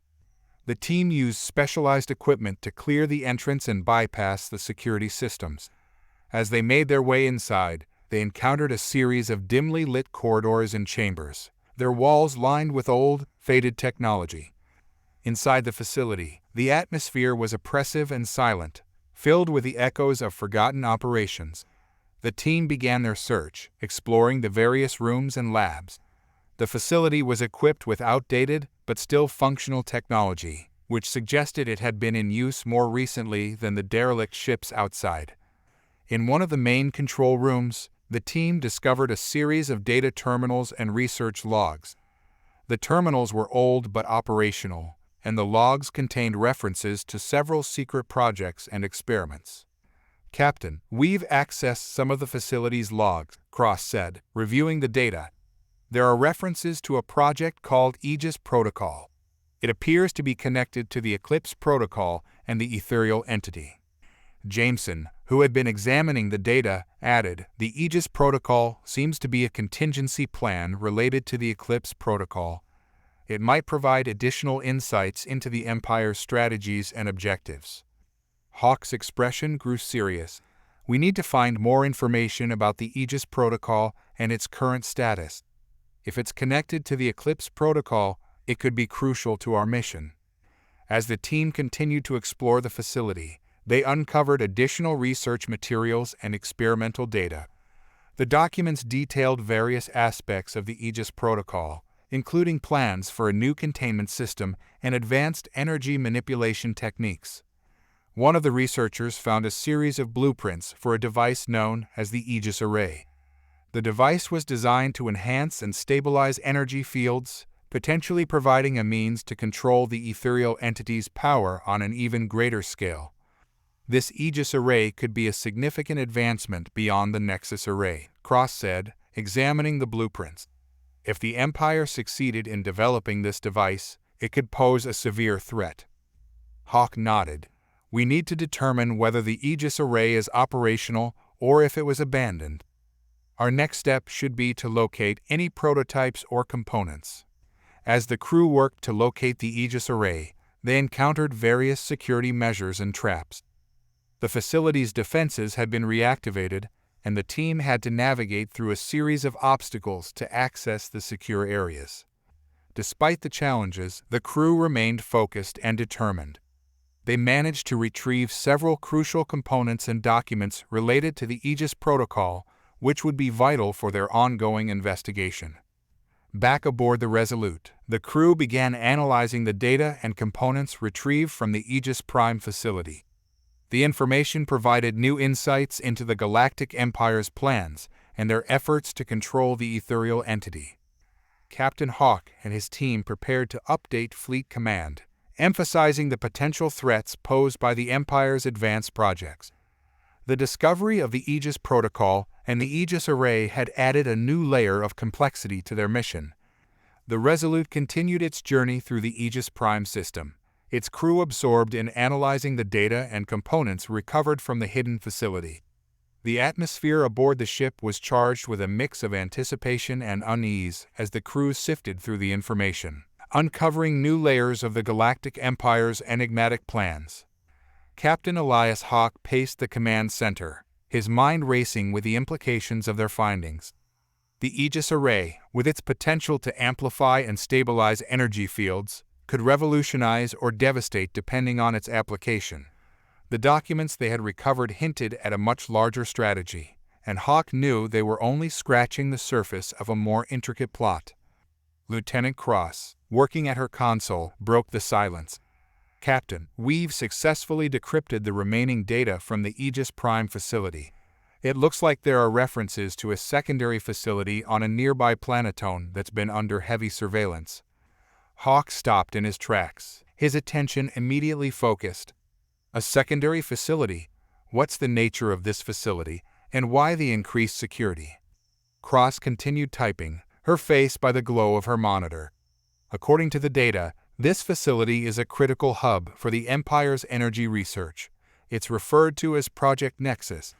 The increased security suggests they're either protecting something valuable or hiding something dangerous." Jameson, who had been reviewing tactical reports, nodded in agreement. "If Project Nexus is as significant as the data suggests, we need to investigate it thoroughly. It might hold the key to understanding the full scope of the Empire's plans." Hawke turned to face his team, determination etched in his features. "Prepare the Resolute for immediate departure. Set course for the planet identified in the data. We need to assess the situation at this Project Nexus facility and uncover whatever secrets it holds." As the Resolute approached the planet designated as the location of Project Nexus, the crew prepared for a potential confrontation. The planet was a harsh, rocky world with a thin atmosphere, making it an ideal location for a covert research facility. The surface was dotted with several large structures, and the team could see the facility's perimeter defenses from orbit. "We're approaching the designated coordinates," Cross reported, her voice tense. "The facility's defenses are still operational and appear to be on high alert." Hawke nodded, his expression serious. "We'll need to approach carefully. The Empire will likely have multiple layers of security in place. Prepare to deploy reconnaissance drones and establish a secure landing zone." The crew set to work, deploying drones to scan the facility's perimeter and assess the security measures. The drones transmitted real-time data back to the Resolute, providing a detailed picture of the facility's layout and defenses. Jameson analyzed the data, pointing to a section of the facility's perimeter. "There's a weak point in their defenses here, near the southeastern corner. It might be our best option for infiltration." Hawke agreed. "Let's proceed with that approach. Prepare for landing and ensure that all security measures are in place. We need to be ready for any contingencies." The Resolute made a controlled descent to the planet's surface, landing near the identified weak point in the facility's defenses. The crew disembarked, their gear and equipment carefully packed to minimize any noise or disturbance. The harsh environment of the planet, with its jagged rocks and swirling dust storms, created an inhospitable backdrop for their mission. Hawke led his team toward the facility, their movements deliberate and cautious. The weak point in the defenses was a large maintenance hatch partially obscured by debris. The crew worked to clear the debris and bypass the security systems, using advanced tools to gain entry into the facility. Inside, the facility was a labyrinth of corridors and chambers, each lined with advanced technology and dimly lit by flickering lights. The air was heavy with the scent of machinery and stale atmosphere. "Captain, we've successfully breached the facility," Cross reported as the team regrouped. "We're now in the maintenance area. We'll need to navigate through the internal security systems to reach the main research labs." Hawke's eyes scanned the surroundings. "Stay alert. The Empire will have additional security measures in place. Let's move quickly but carefully." As the team advanced through the facility, they encountered a series of security checkpoints and automated defenses. The advanced technology used in the facility was designed to detect and neutralize any unauthorized personnel. The crew used a combination of stealth and technological expertise to bypass the security systems. They disabled surveillance cameras, hacked into security terminals, and avoided detection as they moved deeper into the facility. In one of the main research labs, the team discovered a series of experimental devices and research logs. The devices were designed to manipulate and stabilize energy fields, echoing the technology they had encountered at the Aegis Prime facility. "This must be part of Project Nexus," Cross said, examining one of the devices. "The technology here is advanced, and it looks like they've been working on several prototypes." Jameson nodded as he reviewed the research logs. The logs detail various experiments and modifications to the energy stabilization technology.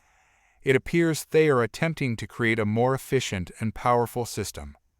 Hawke's expression grew grim. "If the Empire is successful with Project Nexus, they could have a significant advantage. We need to find out how far along they are and if there's a completed prototype." As the team continued their search, they uncovered a secure vault containing sensitive data and experimental results. The vault was heavily protected, with multiple layers of security, including biometric scanners and encrypted locks. Cross and her team worked to bypass the security measures, using their specialized equipment to gain access to the vault. Inside, they found detailed schematics for the Aegis array and several experimental reports related to its development. "These schematics are even more advanced than the ones we found at Aegis Prime," Cross said, reviewing the documents. "It looks like the Empire has made significant progress with their energy manipulation technology." Jameson examined the experimental reports. The reports indicate that the Empire has successfully tested the Aegis array under controlled conditions. If they deploy it, it could have devastating effects. Hawke nodded. "We need to report these findings to Fleet Command immediately. The potential threat of the Aegis array is too significant to ignore." As the team prepared to leave the facility, they encountered unexpected resistance. A group of Galactic Empire soldiers, alerted by the facility's security systems, had arrived to investigate the breach. The crew quickly adapted to the situation, using their tactical training and advanced equipment to engage the soldiers. A tense firefight ensued, with the crew skillfully defending their position and securing their escape route. "We need to move quickly," Hawke instructed as the battle continued. "Extract the data and components, and return to the Resolute." The team worked efficiently, gathering the remaining data and components while fending off the Empire's forces. The firefight was intense but brief, and the crew managed to withdraw to the Resolute with their valuable findings. Back aboard the Resolute, the crew analyzed the data and components from the Project Nexus facility. The information provided critical insights into the Galactic Empire's advanced technologies and their plans for the Aegis array. Captain Hawke convened a meeting with his senior officers to discuss the next steps. "We've uncovered significant advancements in the Empire's energy manipulation technology. The Aegis array represents a considerable threat, and we need to assess our strategy moving forward." Cross and Jameson presented their findings, detailing the potential implications of the Aegis array and the Empire's plans. The team discussed various strategies for countering the threat and protecting humanity from the potential dangers posed by the Empire's technology. Hawke concluded the meeting with a resolute tone. Our mission is far from over. We need to stay vigilant and prepared for any developments. The discoveries we've made are crucial, and we must use them to our advantage. As the Resolute set course for its next destination, the crew remained focused and determined. The ongoing investigation had revealed new layers of complexity in the Galactic Empire's plans, and the stakes had never been higher. With the knowledge gained from the Aegis Prime and Project Nexus facilities, the crew was better equipped to face the threats that lay ahead. The Resolute was a silent sentinel in the cold expanse of space, its crew's focus intensely fixed on the secrets of the Veil of Night Nebula. The ship had recently navigated through a hazardous region, and now it lay in a relative calm, with its crew preparing for the crucial phase of their mission. Captain Elias Hawke, ever the stalwart leader, paced the command deck as the crew busied themselves with the aftermath of their daring incursion. The nebula had provided them with vital intelligence, but the true challenge lay in interpreting and acting upon the data they had secured. The recent discovery of the Empire's secret research facility on Xenon Prime had revealed more than just advanced weaponry. It had exposed the Empire's deeper ambitions. Hawke understood that the stakes had never been higher. Their next steps would need to be both calculated and bold. Hawke gathered his senior officers in the war room, where holographic displays projected the latest data and schematics. The room was dimly lit, casting an ethereal glow over the faces of those assembled. The atmosphere was charged with urgency as they reviewed the findings from their recent mission. "Lieutenant Cross, report on the data from Xenon Prime," Hawke commanded, his voice resonant with authority. Cross, a tactical expert with a keen analytical mind, stepped forward and began to elaborate. "The facility on Xenon Prime was a crucial find. The data we've retrieved includes detailed schematics of Project Darkstar, an initiative focused on developing advanced energy manipulation technology. This project represents a significant leap in the Empire's technological capabilities," Cross said, her tone reflecting the gravity of the situation. Jameson, the ship's chief strategist, leaned in closer. "We've analyzed the initial findings. The technology involved could revolutionize energy-based weaponry and defenses. If the Empire succeeds in fully developing Project Darkstar, it could shift the balance of power dramatically." Hawke nodded thoughtfully, absorbing the weight of their analysis. "What's our next move? How do we counter this potential threat?" Cross continued, her fingers deftly manipulating the holographic interface to display various data points and diagrams. "To effectively counter Project Darkstar, we need to understand its full capabilities. We should target the Empire's development facilities to disrupt their progress. However, this will require precise coordination and potentially intelligence on additional locations or key personnel involved in the project." Hawke's gaze was steady. "We need to plan our operations carefully. Disrupting Project Darkstar could have significant consequences, so our actions must be strategic." The crew of the Resolute began preparing for their next mission, with detailed planning sessions and simulations. Each officer played a crucial role in ensuring that their strategies were as effective as possible. The upcoming operation required not just technological prowess, but also keen tactical insight. The mission was twofold: gather more intelligence on Project Darkstar and disrupt the Empire's efforts to advance the technology. This would involve a series of precise strikes and intelligence operations aimed at weakening the Empire's hold over their new developments. As preparations continued, the Resolute maintained a cautious stance. The ship's sensors were constantly scanning for any signs of Empire activity, and the crew remained vigilant against any attempts at detection. In the hours before their departure, the crew engaged in final briefings and equipment checks. The mood was a blend of tension and determination. Each member of the team understood the critical nature of their mission and the potential dangers they might face. Cross and Jameson reviewed the final mission parameters. "We have pinpointed several potential targets that are linked to the development of Project Darkstar," Jameson explained.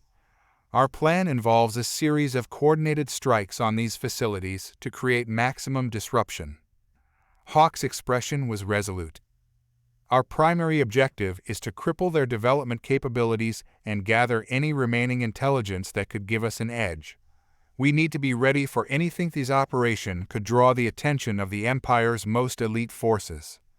The team made final adjustments to their tactical plans, ensuring that every detail was meticulously accounted for. The upcoming mission would test their skills and resolve like never before. The Resolute set a course for their first target, a remote facility rumored to be involved in the early stages of Project Darkstar's development. The journey was fraught with potential dangers, but the crew was prepared. They had honed their strategies and were ready for the challenges that lay ahead. As they approached the facility, the crew engaged in last-minute preparations. Stealth protocols were activated, and the ship's systems were optimized for a covert operation. The facility was heavily guarded, and their approach needed to be both precise and discreet. Cross and her team deployed reconnaissance drones to gather real-time data on the facility's defenses. The drones, equipped with advanced sensors and cloaking technology, provided a detailed overview of the facility's layout and security measures. The initial reconnaissance revealed a complex array of defenses, including automated turrets, energy shields, and patrols of elite guards. The facility was protected by multiple layers of security, and infiltrating it would require careful planning and execution. Jameson analyzed the drone data, highlighting potential entry points and vulnerabilities. We've identified several weak points in the facility's defenses. If we can exploit these gaps, we might be able to access critical areas without triggering a full-scale alert. Hawke reviewed the information, formulating a plan. Our approach will involve a combination of stealth and precision strikes. We'll deploy teams to create diversions and disable key security systems while the main team infiltrates the facility. The crew executed their plan with military precision. The initial phase involved deploying small, specialized teams to create diversions and disable external defenses. The main team, led by Hawke, moved in stealthily, navigating through the facility's security systems. Inside the facility, the team encountered a series of advanced security measures designed to prevent unauthorized access. The security systems were sophisticated, but the team's preparation allowed them to bypass most of the obstacles. Cross and her team used advanced hacking tools to disable security cameras and unlock restricted areas. Their progress was swift but cautious, as they knew that any mistake could compromise their mission. As they moved deeper into the facility, they came across several research labs and data storage rooms. Each area contained valuable information about Project Darkstar's development, and the team worked quickly to collect as much data as possible. Their mission was further complicated by the presence of Empire security personnel who were on high alert. The crew encountered several patrols and had to navigate carefully to avoid detection. They used their tactical skills to engage in brief, strategic confrontations when necessary, ensuring that they maintained their stealth. At one point, the team discovered a research lab containing prototype components for Project Darkstar. The technology was highly advanced, and the team meticulously documented every detail. This prototype could be the key to understanding the full capabilities of Project Darkstar, Cross said, examining the components. If we can analyze it in detail, we might find a way to counteract the Empire's advancements. Hawke agreed. Secure the prototype and gather any additional data you can find. We need to ensure that we have all the information necessary to plan our next move. As the team collected data and technology, they encountered increasing resistance from the facility's security forces. The heightened alert level made their mission more challenging, and they had to adapt quickly to the evolving situation. The crew used their knowledge of the facility's layout and security systems to their advantage. They employed advanced tactics to disable security measures and evade patrols, ensuring that they could complete their mission without being overwhelmed. With their objectives nearing completion, the team prepared for extraction. The next phase of their mission would involve analyzing the data and preparing for potential retaliation from the Empire. The Resolute returned to its safe zone, where the crew began the process of analyzing the collected data and technology. The findings from the facility provided crucial insights into the Empire's plans and technological capabilities. Captain Hawke reviewed the initial reports, focusing on the implications of their discoveries. The data we've gathered is invaluable. We need to thoroughly analyze it to understand the full scope of Project Darkstar and how it could impact our strategy. The crew set up dedicated analysis teams to examine the data and prototype components. Their goal was to uncover any weaknesses in the Empire's technology and develop strategies to counteract the potential threat. As they continued their analysis, the crew faced the challenge of synthesizing a large volume of complex information. The process was time-consuming and required careful attention to detail. Each piece of data needed to be cross-referenced and evaluated to ensure its accuracy and relevance. Despite the challenges, the crew remained focused and determined. They understood the significance of their findings and were committed to using the information to advance their mission. The Resolute's crew had once again demonstrated their resilience and skill. They had navigated through danger, gathered critical intelligence, and prepared for the next phase of their operation. The atmosphere aboard the Resolute was a mix of anticipation and trepidation as the crew began analyzing the data and components retrieved from the Veil of Night facility. The ship was alive with activity, each officer and technician focused on their respective tasks. The mission had been a success, but the real challenge lay in deciphering the secrets they had uncovered. Captain Elias Hawke stood at the edge of the command deck, watching as his crew worked diligently. The main screen displayed the latest findings, schematics, data logs, and images of the advanced technology they had retrieved.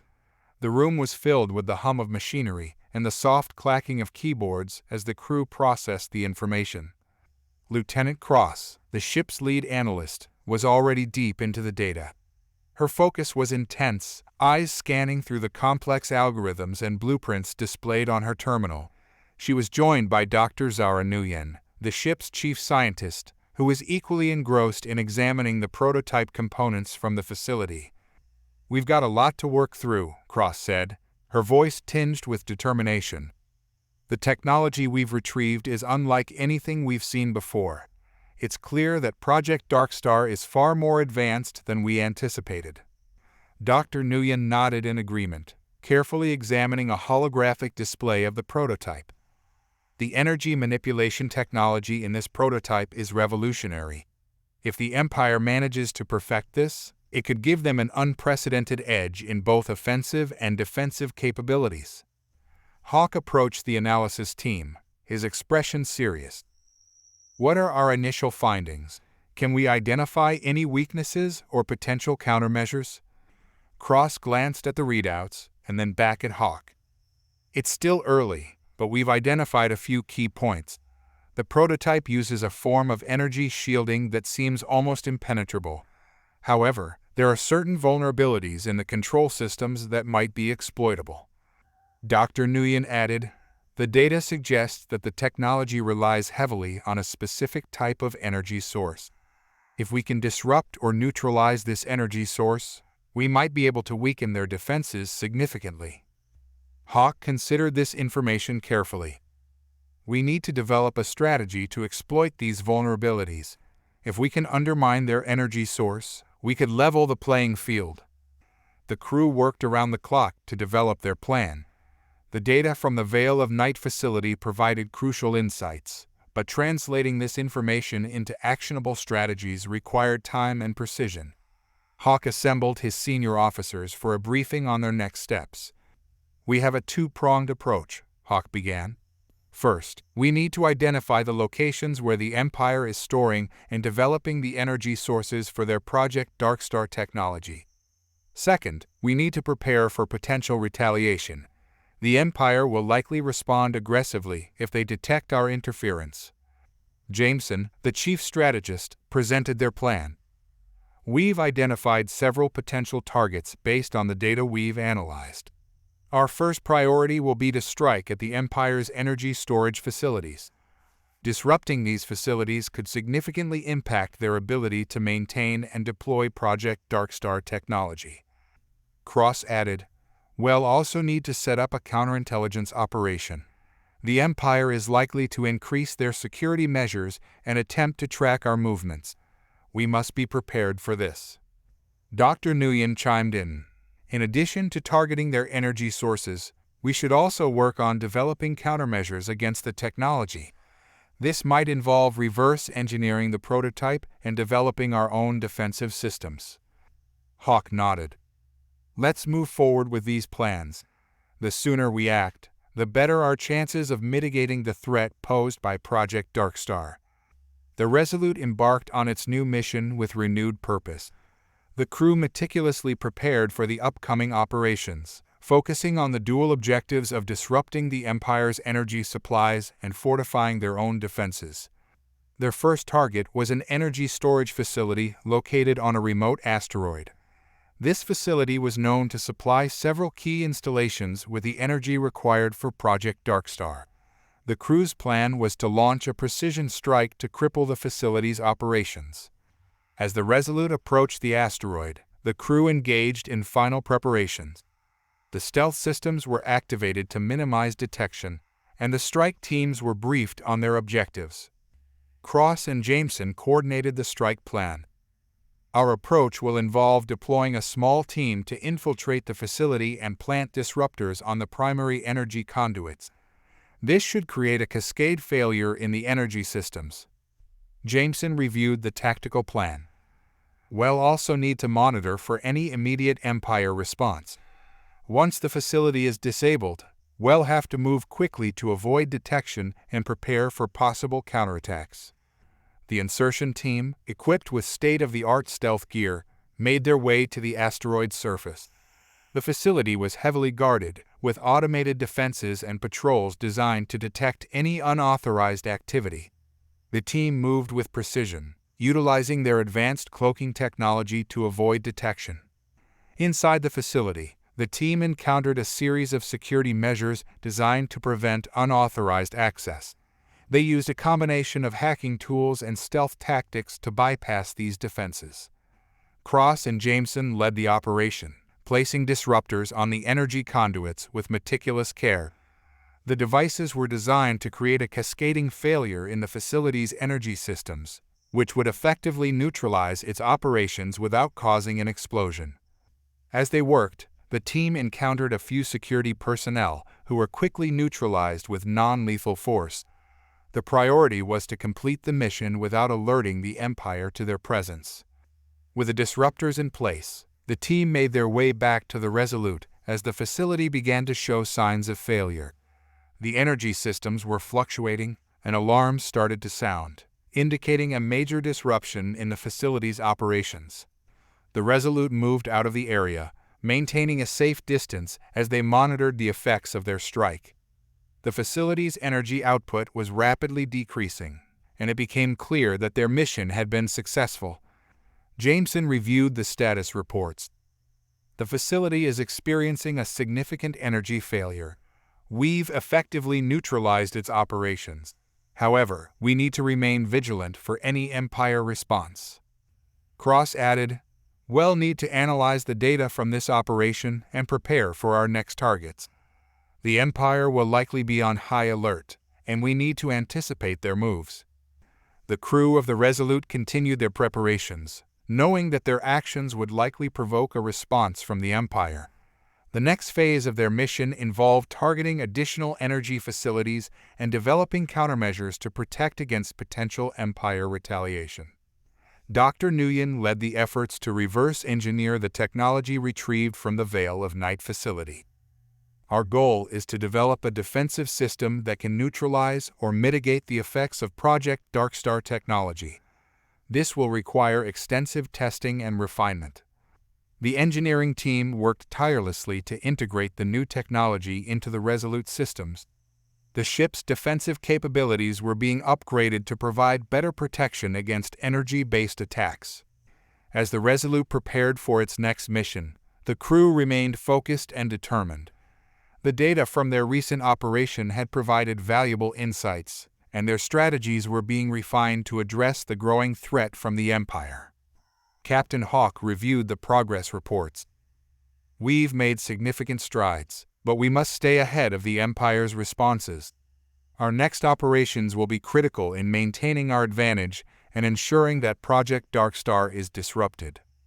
The Resolute sailed through the void of space, its hull a dark silhouette against the distant starlight. Inside the command deck, Captain Elias Hawke stood before a large holomap that displayed their recent operations and potential targets. The recent successes in disrupting the Empire's energy facilities had been a critical blow, but the crew knew that their actions would provoke retaliation. The tension among the crew was palpable as they prepared for the next phase of their mission. Every officer and technician was focused on their tasks, aware that the Empire's countermeasures could be swift and brutal. The Resolute was equipped with the latest stealth technology and weaponry, but the stakes were high, and the crew had to be prepared for any eventuality. Lieutenant Cross and Dr. Zara Nguyen were deeply engrossed in their respective tasks. Cross was sifting through the data obtained from the disrupted facilities, while Nguyen was leading the effort to reverse engineer the Empire's advanced technology. Their work was crucial to the next steps in their mission. "Captain, we've managed to extract several key pieces of data from the disrupted facilities," Cross reported, her eyes scanning the information on her terminal. "We've identified multiple sites where the Empire is consolidating their resources. This data will be critical in planning our next moves." Dr. Nguyen joined the conversation, her face by the glow of her holographic display. "We've also made significant progress in reverse engineering the technology. The prototype we retrieved from the Veil of Night facility has given us insights into their energy manipulation systems. We're working on developing a countermeasure that should help us neutralize their technology." Hawke nodded, absorbing the information. "Excellent work. We need to act swiftly. If the Empire is consolidating their resources, they are likely preparing for a major counteroffensive. Our objective now is to strike at their key facilities and gather more intelligence on their preparations." The crew's next mission involved a series of targeted strikes against Empire facilities known to be critical to their resource consolidation efforts. Each strike needed to be meticulously planned to minimize collateral damage while maximizing the impact on the Empire's operations. Jameson, the chief strategist, outlined the plan. "Our intelligence has identified several high-priority targets. The first is a high-security facility on the planet Xylas. This facility is a central hub for the Empire's resource management and is heavily guarded. We need to deploy a precision strike team to disable their resource management systems and create a diversion to draw attention away from our main objective." Cross and Nguyen worked closely to ensure their countermeasures were ready for deployment. "We've developed a prototype of our countermeasure based on the data we've analyzed," Nguyen explained. "It needs to be tested in a controlled environment before we use it in the field. We're setting up a simulation to verify its effectiveness." Hawke reviewed the operational details. "Ensure that every aspect of this mission is thoroughly planned. We need to be prepared for any response from the Empire. Increase our vigilance and ensure that all crew members are briefed on potential countermeasures and emergency procedures." The first target was the Xylas facility, a sprawling complex located on a remote planet known for its strategic importance. The facility was a major hub for the Empire's resource consolidation efforts and was heavily fortified. The Resolute approached the planet with caution, utilizing its stealth systems to avoid detection. The crew prepared for the mission, with each member assigned a specific role. The strike teams were briefed on their objectives, and the stealth systems were activated to ensure they could carry out their tasks without alerting the Empire. Cross and Jameson coordinated the deployment of the strike teams. "Our primary objective is to disable the facility's resource management systems," Jameson instructed. "We'll create a diversion to draw attention away from our main team and ensure that the facility's operations are significantly disrupted." The insertion team, equipped with the latest stealth gear and advanced weaponry, made their way to the planet's surface. The facility was surrounded by high-tech defenses, including energy shields and automated turrets. The team used their cloaking technology to bypass these defenses and gain access to the facility. Inside the facility, the team encountered a series of security measures designed to prevent unauthorized access. They used advanced hacking tools and stealth tactics to navigate the complex, deploying disruptors on key systems to cause a cascading failure in the facility's resource management. As the team executed their mission, the facility began to show signs of disruption. Alarms blared, and the facility's operations were thrown into chaos. The disruption of the resource management systems created a ripple effect, leading to significant operational failures and confusion within the facility. Jameson and Hawke monitored the situation from the Resolute, coordinating with the strike teams and preparing for any potential Empire counterattacks. "We need to stay alert for any immediate responses from the Empire," Jameson said. "Their security forces will likely increase their efforts to locate us." Cross and Nguyen continued their work on the countermeasure prototype. "The initial tests are showing promising results," Nguyen reported. "Our countermeasure is significantly reducing the effectiveness of the Empire's energy manipulation technology. We need to finalize the integration and prepare for deployment." Hawke reviewed the progress reports, focusing on the broader strategic picture. "We've made considerable progress in disrupting the Empire's operations. However, we must be prepared for their retaliation. Our next steps will involve further strikes and preparations for potential counterattacks." The Resolute continued its operations, with the crew maintaining a heightened state of readiness. The successful disruption of the Xylaris facility was a significant achievement, but it also meant that the Empire would likely respond with increased aggression. The intelligence gathered from the recent operations provided valuable insights into the Empire's plans and vulnerabilities. The crew used this information to refine their strategies and prepare for the next phase of their mission. Captain Hawke addressed the crew. "We've made significant strides, but the Empire will not take these disruptions lightly. We must remain vigilant and adapt our strategies as needed." The ongoing analysis of the Empire's technology and operations provided the crew with critical information. Each piece of intelligence was carefully evaluated to inform their strategies and ensure that their operations remained effective. As the crew prepared for their next mission, the tension aboard the Resolute was palpable. The stakes were high, and every decision made by the crew had the potential to impact the outcome of their mission. The crew knew that their actions would provoke a response from the Empire, and they needed to be prepared for any scenario. Jameson and Cross worked closely to plan their next series of strikes. "Our next targets are identified," Jameson said. "We'll need to coordinate our efforts to ensure that we create maximum disruption and gather as much intelligence as possible." Nguyen and her team continued their work on the countermeasure prototype. "We're making good progress," Nguyen said. "Once we've completed the final tests, we'll integrate the countermeasure into the Resolute systems." Captain Hawke reviewed the operational plans, ensuring that every detail was covered. The next phase of their mission required precision and careful execution. The crew's ability to adapt to changing circumstances and stay ahead of the Empire's responses would be crucial to their success. Hawke's thoughts were interrupted by a communication from the reconnaissance team. "Captain, we've identified several new targets based on the latest intelligence," the officer reported. "We recommend proceeding with a coordinated strike against these facilities." Hawke reviewed the new intelligence and considered the recommendations. "Proceed with the plan," he instructed. "We need to maintain our momentum and continue disrupting the Empire's operations. Ensure that all preparations are made for the upcoming strikes." The crew of the Resolute remained focused and determined. They had faced numerous challenges and emerged victorious, but the road ahead was uncertain. Each step required careful planning and execution to stay ahead of their adversaries. As the Resolute continued its operations, the crew prepared for their next mission with a sense of urgency. The Empire's response was expected, and the crew needed to be ready for any potential counterattacks.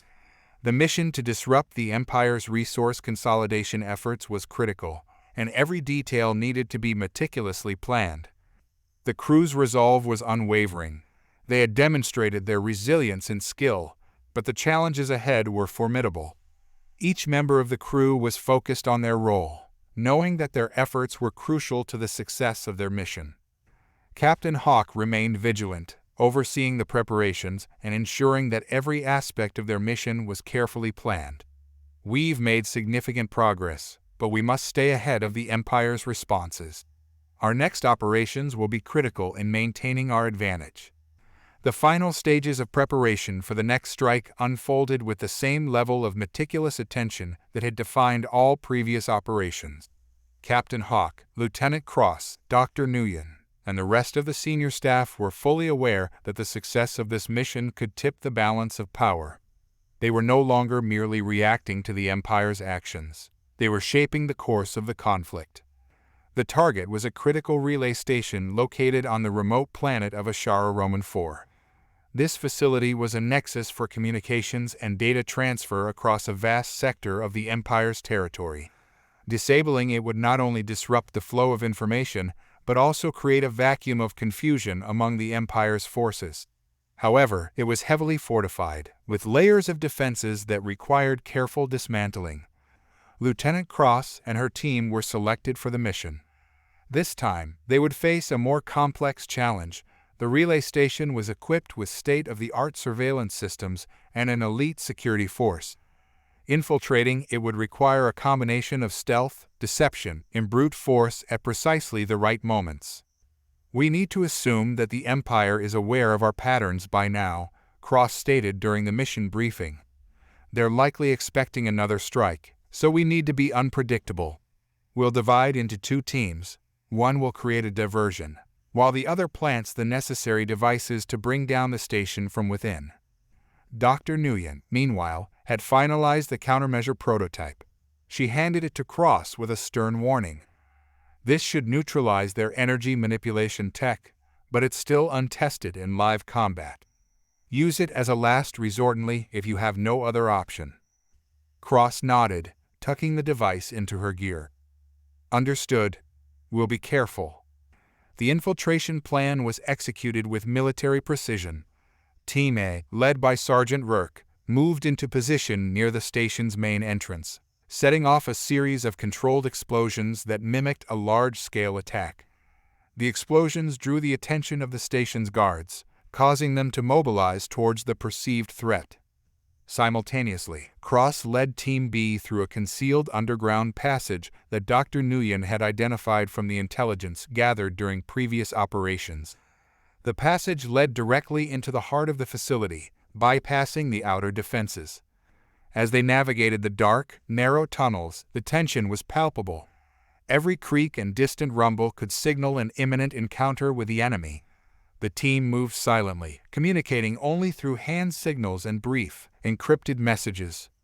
When they emerged inside the station, Cross immediately recognized the scale of the task ahead.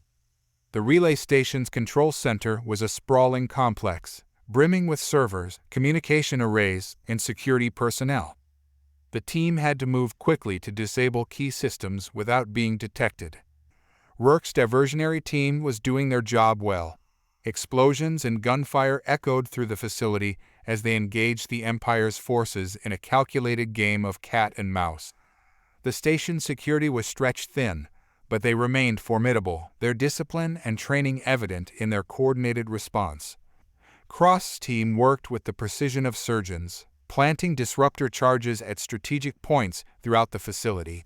They disabled the backup generators, severed communication lines, and uploaded a virus into the station's mainframe that would scramble all incoming and outgoing transmissions. As they completed their tasks, Cross received an urgent message from Rourke. "We're pinned down near the east wing. Fave brought in reinforcements, and we're running low on ammo. We need to exfiltrate now." Cross cursed under her breath. The mission had gone smoothly so far, but it was clear that the Empire was throwing everything they had into defending this facility. "Understood. Well, rendezvous at the extraction point in 5 minutes. Hold your position." The countdown to exfiltration began. Cross signaled her team to move, leading them back through the tunnels as fast as they could without drawing attention. The charges were set to detonate in 10 minutes, giving them just enough time to reach the extraction point before the station was crippled. But as they neared the exit, they encountered an unexpected obstacle. A squad of Empire soldiers, likely alerted by the station's internal sensors, had set up a checkpoint near the tunnel's exit. There was no way to bypass them without a fight. "We don't have time for this," one of the soldiers whispered, glancing nervously at the countdown timer on his wrist display. Cross weighed her options. They could attempt to fight their way through, but that would risk drawing even more attention and potentially compromising the mission. The other option was to use the countermeasure device Nguyen had given them, but its effects were still unknown. Before she could decide, the Empire soldiers noticed them. A brief, tense standoff ensued, with weapons drawn on both sides. Then, with a grim nod, Cross pulled the countermeasure from her belt and activated it. The device emitted a low hum that quickly escalated into a powerful pulse of energy. The Empire soldiers staggered as their energy weapons flickered and died. Even their armor systems, designed to augment their physical capabilities, shut down, leaving them vulnerable. Seizing the moment, Cross and her team surged forward, taking out the disoriented soldiers in a series of swift, decisive blows. The path to the extraction point was clear, but the countermeasure's effect had drained more power than expected, and Cross wasn't sure if it would hold up in another encounter. They reached the extraction point just as Rourke's team emerged from the chaos. The Resolute's shuttle was waiting, engines idling, ready to whisk them away from the impending explosion. "Everyone aboard," Cross shouted, covering the rear as her team scrambled onto the shuttle. As the last soldier clambered inside, the charges they had planted began to detonate, sending shockwaves through the facility. The shuttle raced away from the station, the crew watching as the relay station's lights flickered and died. A few moments later, the entire structure was consumed by a massive explosion, the blast wave trailing after them as they sped into the upper atmosphere. The mission was a success, but the cost was heavy. Several members of Rourke's team were injured, and the countermeasure device had been spent, leaving them vulnerable to the Empire's energy weapons in future encounters. Back aboard the Resolute, the atmosphere was somber. The success of the mission had come at a price, and the crew knew that the Empire would not take this latest defeat lightly. They had struck a significant blow, but the war was far from over. Captain Hawke convened a debriefing session with the senior staff. "We've achieved our objective, but we need to prepare for the Empire's retaliation. They'll be coming after us with everything they've got." Dr. Nguyen was already at work, analyzing the data collected from the countermeasure's deployment. The device worked, but it's not a long-term solution. We'll need to develop a more sustainable way to counter their energy manipulation technology. Cross nodded, her expression grim. "We need to stay ahead of them. They are not going to back down, and neither can we." Hawke turned to Jameson. "Begin planning our next move. We need to keep the pressure on them, but we can't afford to be reckless.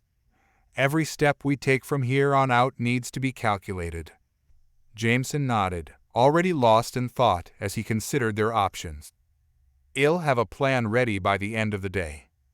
As the Resolute continued its journey through the stars, the crew prepared for the next phase of their mission.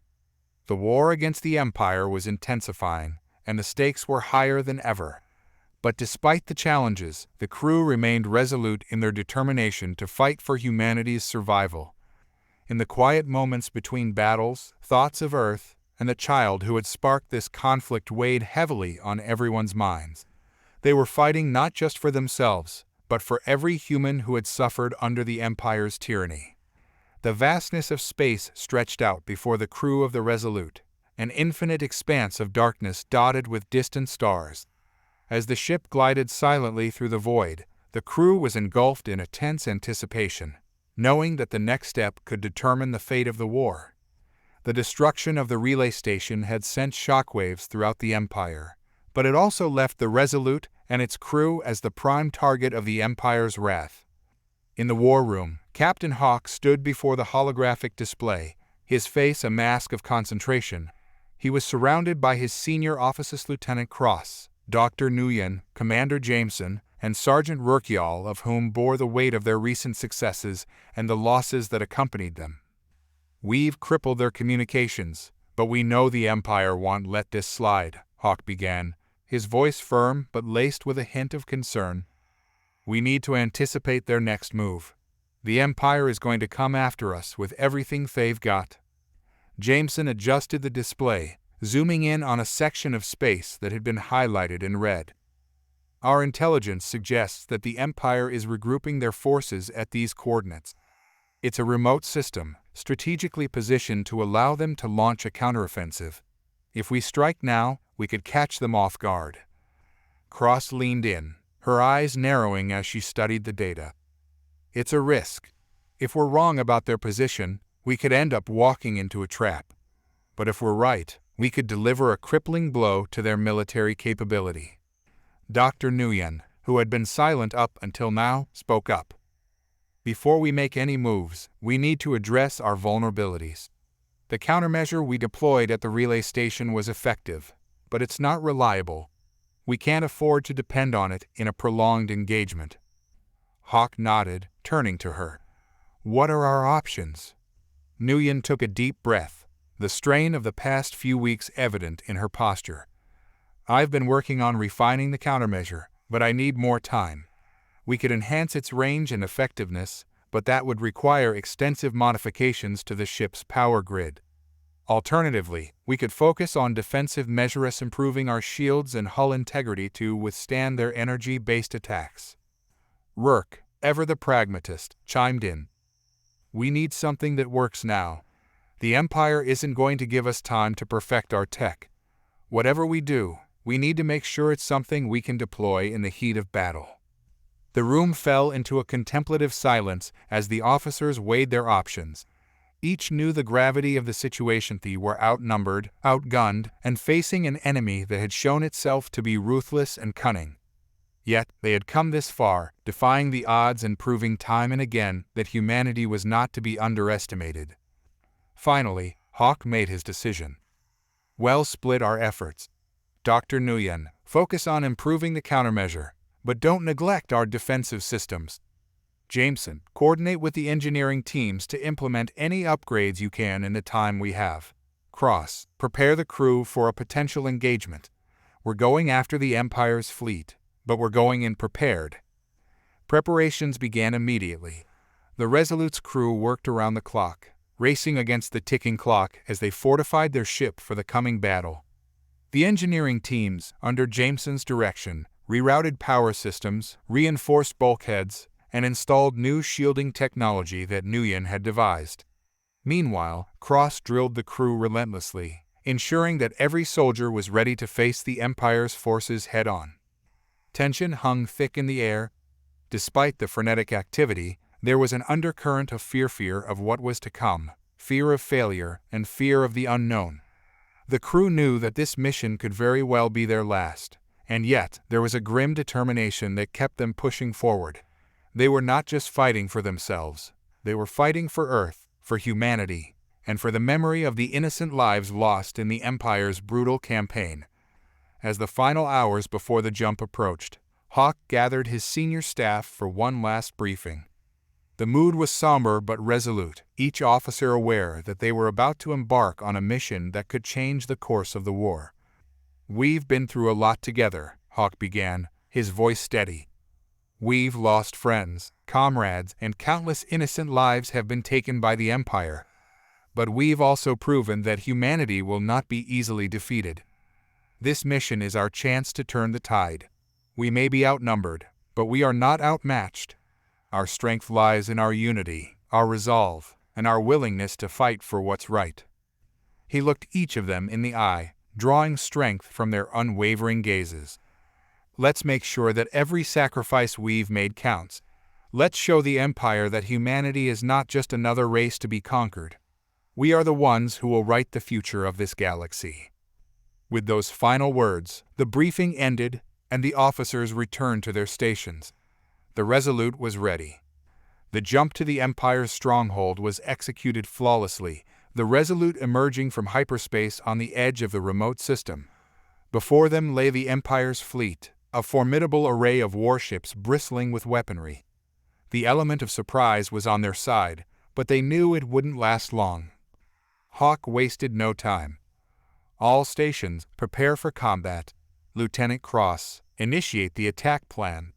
Target their command ships and disrupt their formations. Dr. Nguyen, monitor the countermeasure's effectiveness and be ready to deploy it at a moment's notice. The Resolute surged forward, its weapons blazing as it launched a volley of torpedoes and energy blasts at the Empire's fleet. The enemy ships scrambled to respond, their formations breaking apart as the unexpected assault caught them off guard. The battle that ensued was fierce and chaotic. The Resolute weaved through the Empire's ranks, its shields flickering under the intense barrage of enemy fire. Cross directed the gunners with precision, targeting the Empire's weakest points and exploiting every opportunity to cripple their forces. But the Empire was not without its own tactics. Their ships began to regroup, forming a defensive perimeter around their command vessels. They unleashed a devastating counterattack, bombarding the Resolute with concentrated fire. The ship shuddered under the impact, alarms blaring as systems began to strain under the onslaught. "Shields at 60%. We can't take much more of this," one of the technicians shouted over the din. Hawke gritted his teeth, his mind racing as he searched for a solution. "Dr. Nguyen, we need that countermeasure now." Nguyen, who had been closely monitoring the battle, activated the device. A surge of energy rippled through the ship's systems, and a powerful wave of electromagnetic interference spread out from the Resolute, enveloping the Empire's fleet. The effect was immediate. The Empire's energy weapons faltered, their targeting systems disrupted by the countermeasure's pulse. For a brief, crucial moment, the Resolute had the upper hand. "Now, hit them with everything we've got," Cross ordered, seizing the opportunity. The Resolute unleashed a withering barrage of firepower, tearing through the Empire's defenses. Explosions rippled across the enemy ships as they struggled to regain control of their systems. The Resolute pressed its advantage, cutting through the Empire's ranks and striking at their command vessels. But the Empire was resilient. As the countermeasure's effects began to wear off, they regrouped, focusing their fire on the Resolute. The ship rocked violently as another wave of energy blast hammered its shields. "We can't keep this up," Jameson warned, his voice tense. "The countermeasure is losing effectiveness, and our shields are failing." Hawke's mind raced, searching for a way out. They had dealt a significant blow to the Empire, but if they didn't retreat now, they risked being overwhelmed. "Prepare for a full retreat," Hawke ordered, his voice firm despite the turmoil around him. "We've done what we came here to do. Let's get out of here before it's too late." The Resolute disengaged from the battle, its engines roaring as it accelerated away from the Empire's fleet. The enemy ships pursued, but the Resolute's superior speed and maneuverability allowed it to stay ahead. As they reached the edge of the system, Hawke gave the order to jump to hyperspace. The stars stretched into lines of light as the Resolute made the jump, leaving the Empire's forces behind. The ship emerged from hyperspace several light-years away, safe for the moment. In the aftermath of the battle, the crew of the Resolute took stock of their situation. They had struck a significant blow against the Empire, but the cost had been high. Several sections of the ship were heavily damaged, and they had expended a considerable amount of their resources. But there was also a sense of accomplishment. They had faced the Empire head-on and emerged victorious. The Empire had been dealt a critical blow, and the crew knew that they had made a difference. Back on the bridge, Hawke looked out at the stars, his expression contemplative. The war was far from over, but they had taken a crucial step toward victory. The crew of the Resolute had proved their mettle, and they would continue to fight, no matter the odds.